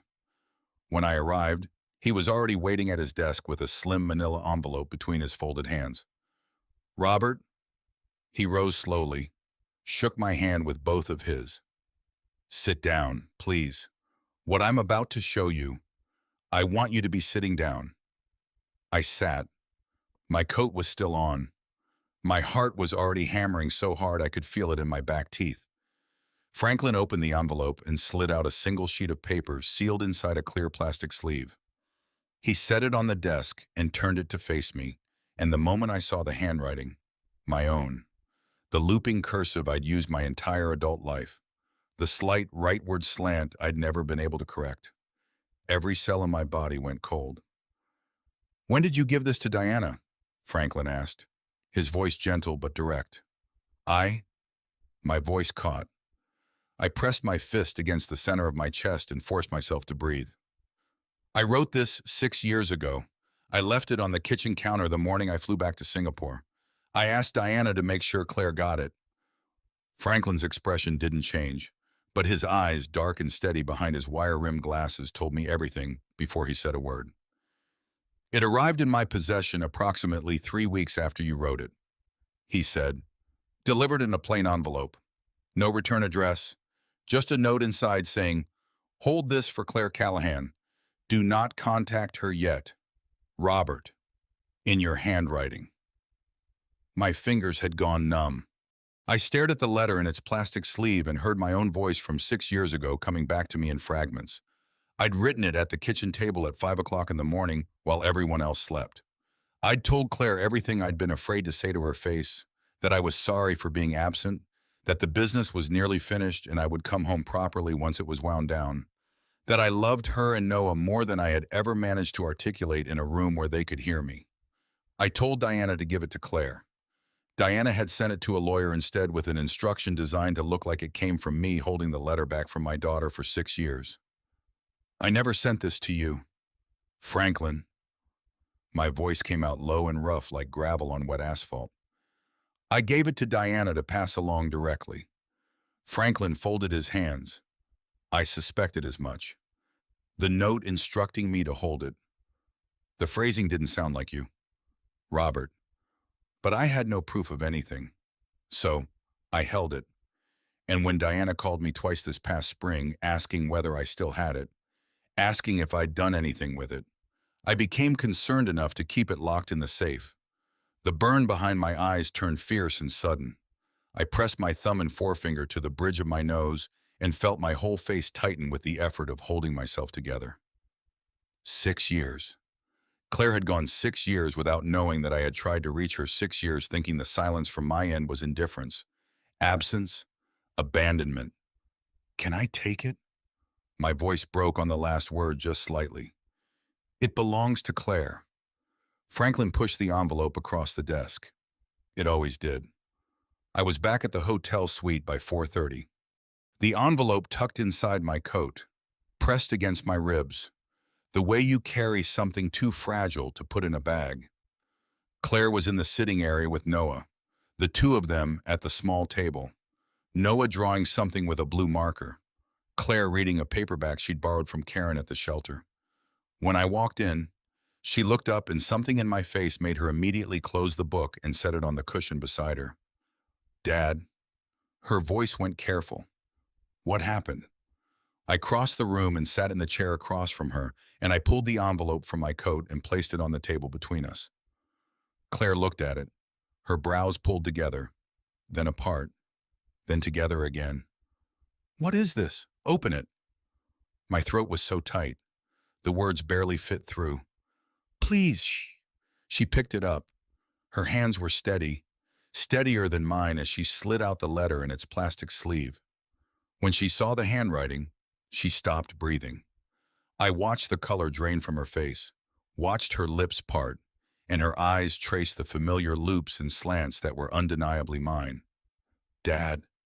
Her voice was barely a whisper. This is when did you write this? 6 years ago. I said, the morning I flew back. I left it for Diana to give to you. The sound Claire made was not a word. It was something below language. A short, sharp intake of breath that turned immediately into a sob that she tried to press down with both hands against her mouth. But it burst through anyway, raw and desperate, her shoulders shaking so hard the table moved. Noah looked up from his drawing and said, Mom, with his voice tight and uncertain, and Claire reached out and grabbed his hand without letting go of the letter, holding on to both of them at once. She never gave it to me. Claire's voice came out broken, shredded. 6 years. Dad, I thought you'd stopped. She couldn't finish. Tears were running freely down her face, and her whole body trembled with the force of crying she'd been holding back for years. Not just today. I know.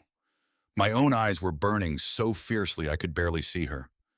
I reached across the table and covered her hands with mine, both of them, the letter crumpling slightly between our fingers, and my voice came out shaking the way it hadn't since Margaret's funeral. I know. Baby, I'm sorry. I'm so sorry. Noah looked between us, his marker forgotten, his small face wide and earnest. Grandpa, he said carefully, are you crying? I laughed, a wet, helpless sound that surprised me entirely, and tightened my grip on Claire's hands. Yeah, bud. A little bit. That's okay, Noah said firmly.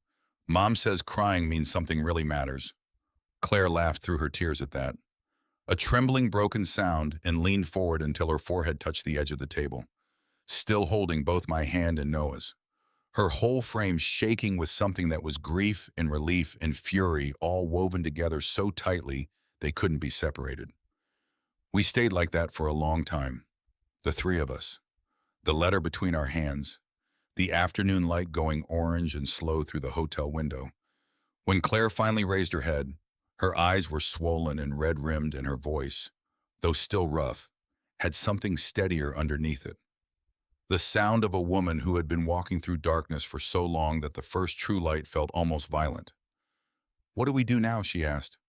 I looked at her and then at Noah, who had picked up his marker again and was quietly drawing something with his small, focused hands in the calm, absolute trust that grown-ups would handle the hard parts, and I felt the answer settle in my chest like a door locking into place.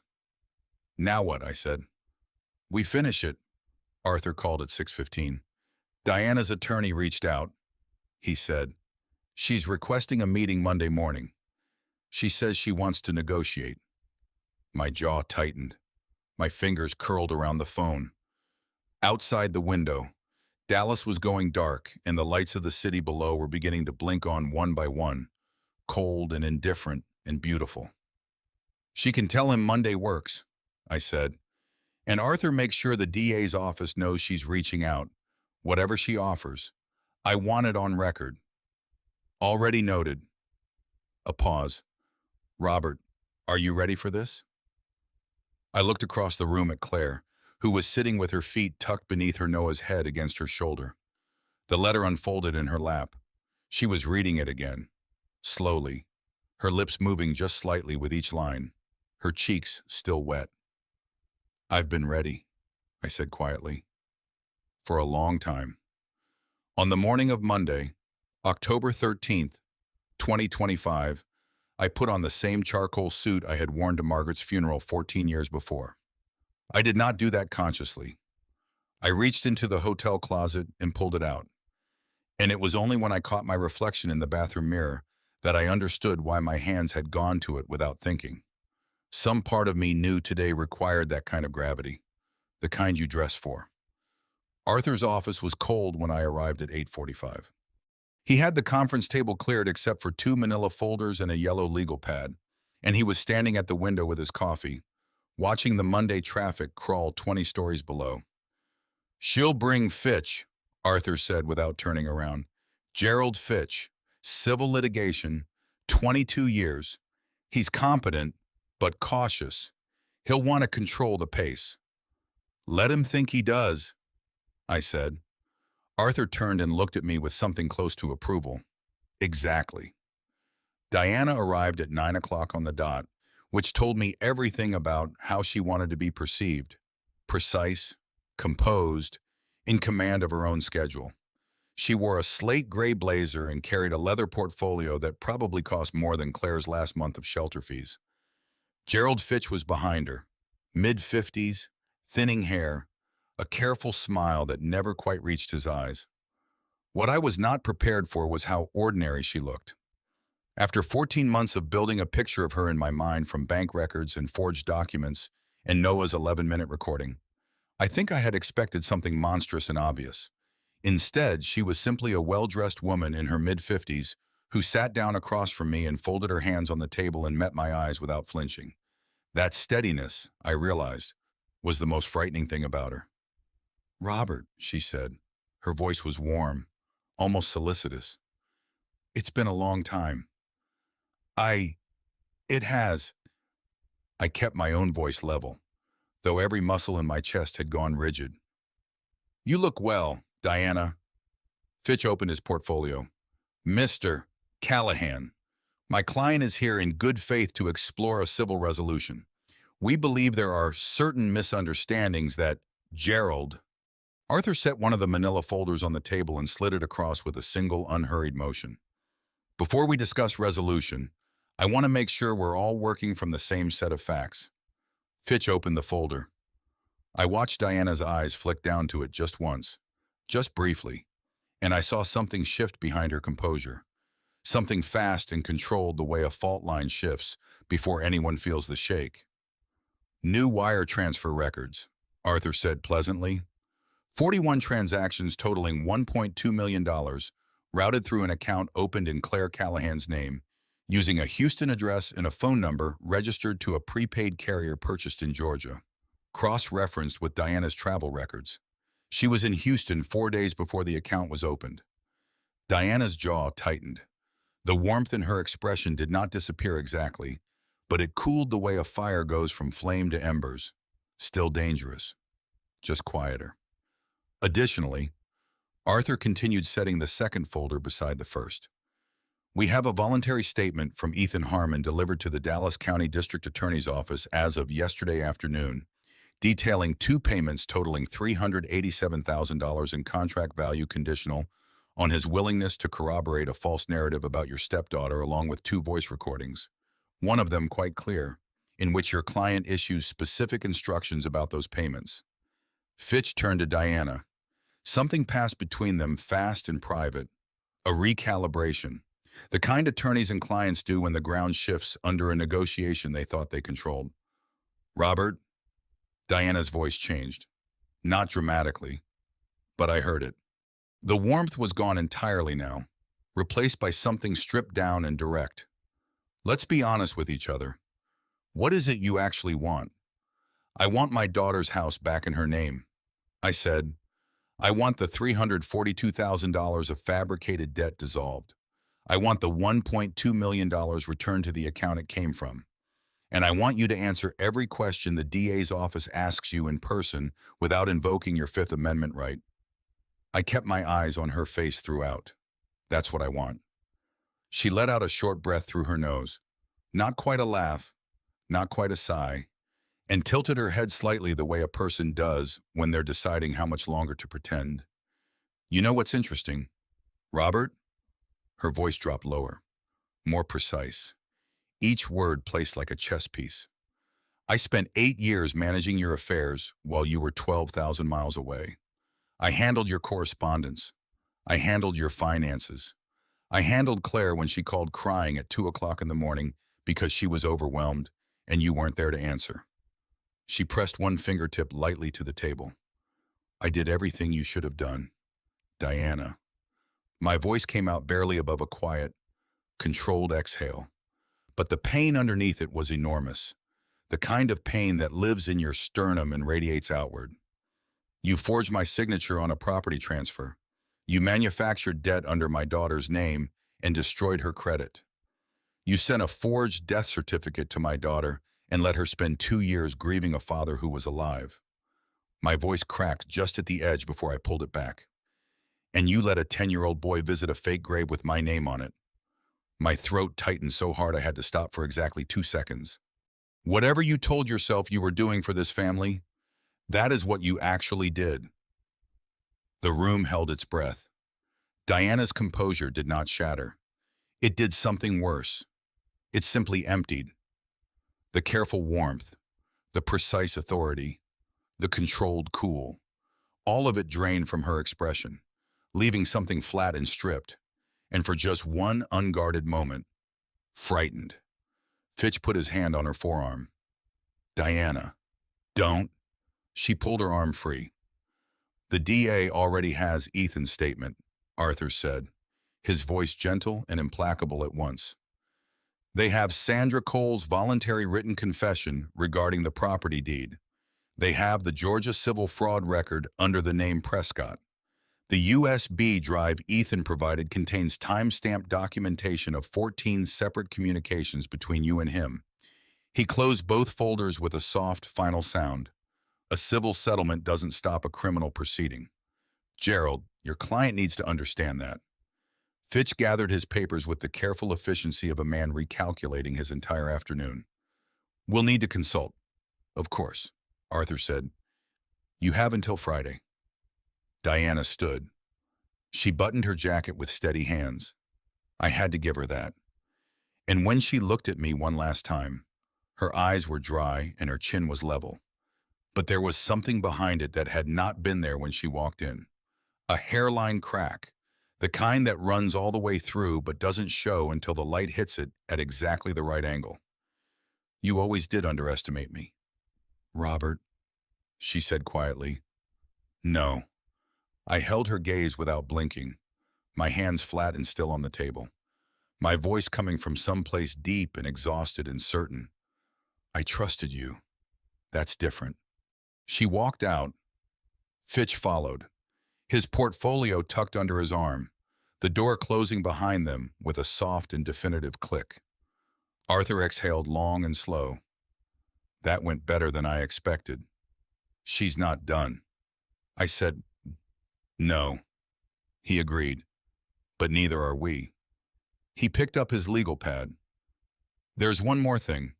Robert, Claire called me this morning before you arrived. He paused, choosing his words. She went back to Oak Cliff yesterday evening. She said she needed to see something for herself. Another pause. She found the grave. The air left my lungs so completely. I sat forward and pressed both fists against the table, my jaw grinding, my eyes burning with a heat so sudden and fierce it was nearly blinding. Where? My voice came out raw and stripped. Riverside Memorial, Section D. Arthur's voice was quiet. Careful. Robert. She needs you there. Arthur gave me the address, and I drove myself there. A mistake. My hands wouldn't steady on the wheel, and the Oak Cliff streets blurred at the edges in a way that had nothing to do with the October light and everything to do with the pressure building behind my eyes. I parked at the Riverside Memorial entrance and walked the rest of the way. Following the section markers A, B, C, D, I found Claire in Section D, 20 feet off the main path, standing before a dark granite headstone that caught the low afternoon sun and threw it back in dull, flat glints. Noah was beside her, one hand in hers, his school backpack still on his shoulders. They had come directly from pickup. She had not wanted to wait. I stopped when the letters registered. Robert James Callahan, beloved husband, 1957 to 2022. The air punched from my lungs so fast I stumbled, my shoe catching the gravel path. I threw a hand out and caught an oak tree palm scraping bark, vision going white at the edges. She had built me a grave. She had carved my name in a false death year into stone and brought my daughter here to believe it. Dad. Claire's voice crossed the distance between us.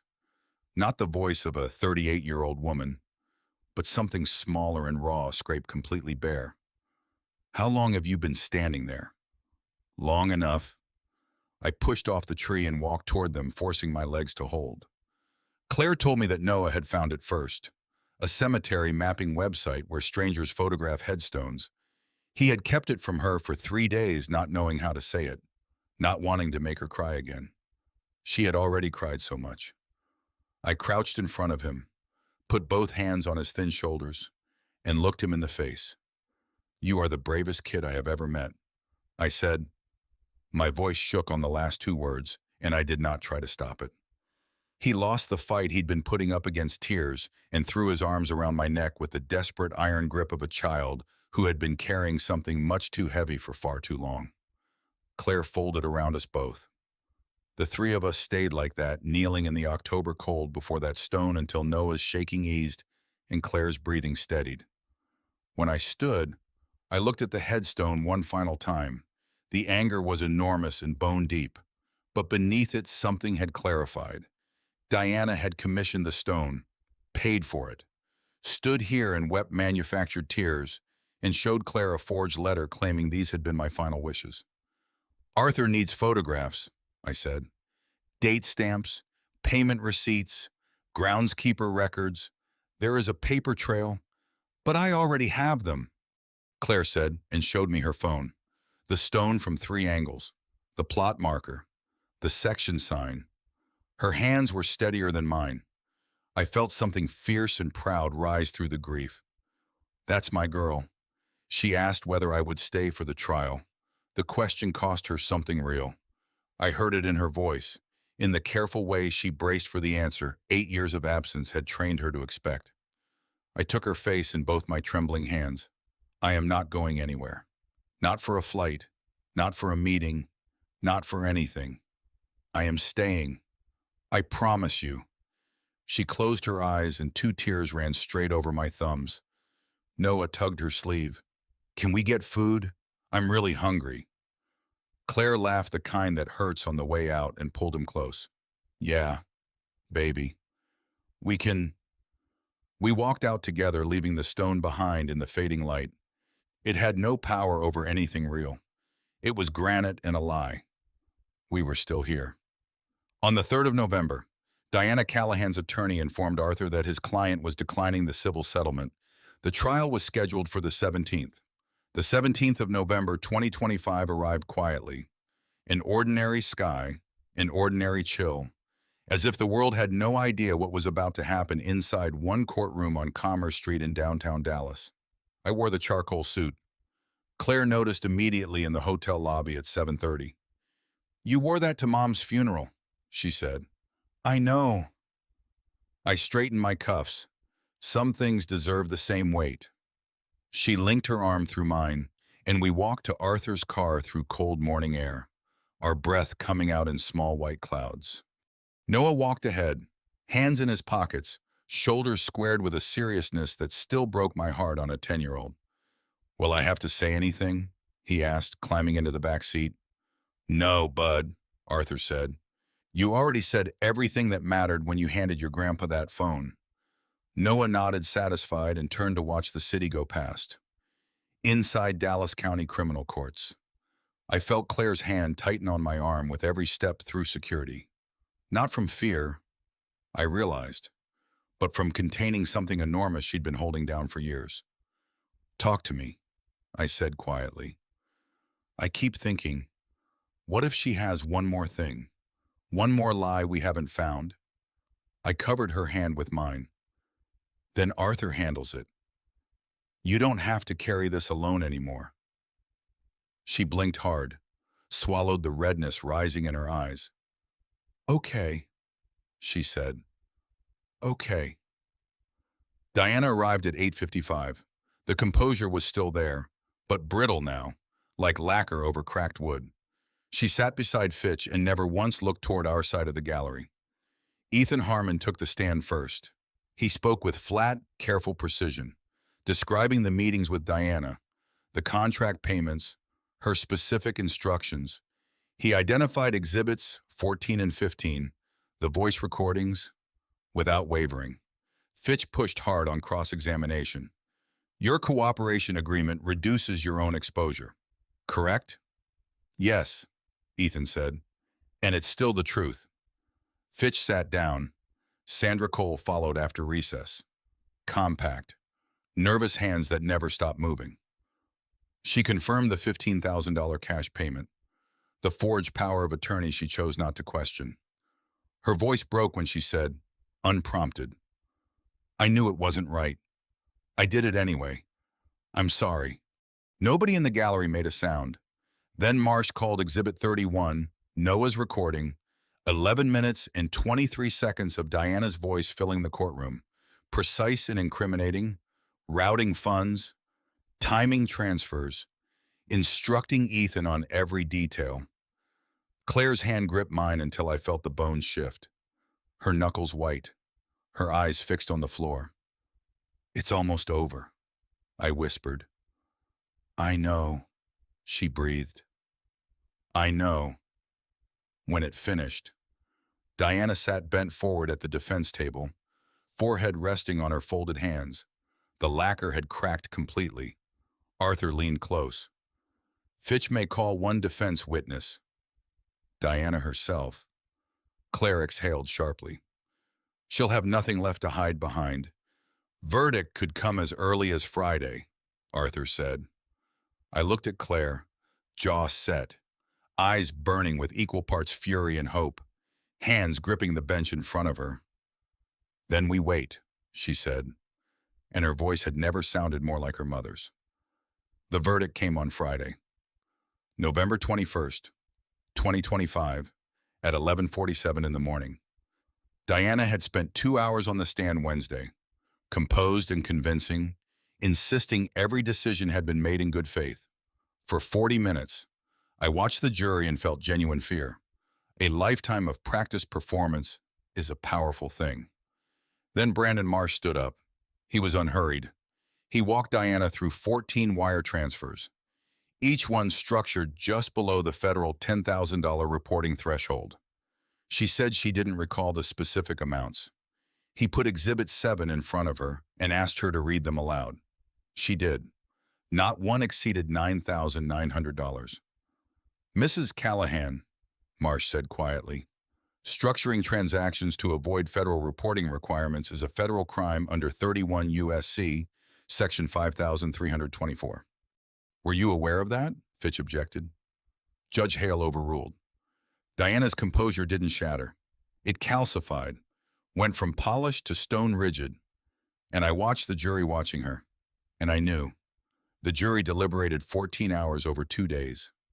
At 11:47, Judge Patricia Hale read the verdict. Claire's hand was in mine. Noah pressed warm and close against my other side. Behind us, I heard Arthur's pen click once against his notepad and go still. On the charge of wire fraud, guilty, identity theft, guilty, structuring financial transactions, guilty, forgery of a legal instrument, guilty. Each count landed like a stone dropped into still water. By the fourth, Claire was shaking so hard the bench trembled beneath us. She pressed her free hand flat against her mouth, fighting back something enormous. Noah leaned to my ear. Grandpa, does that mean she goes to jail? Yes. Bud, I whispered. It does. He buried his face against Claire's side and held on. She broke then completely the way a dam goes all at once. A raw, helpless sound muffled against the top of his head.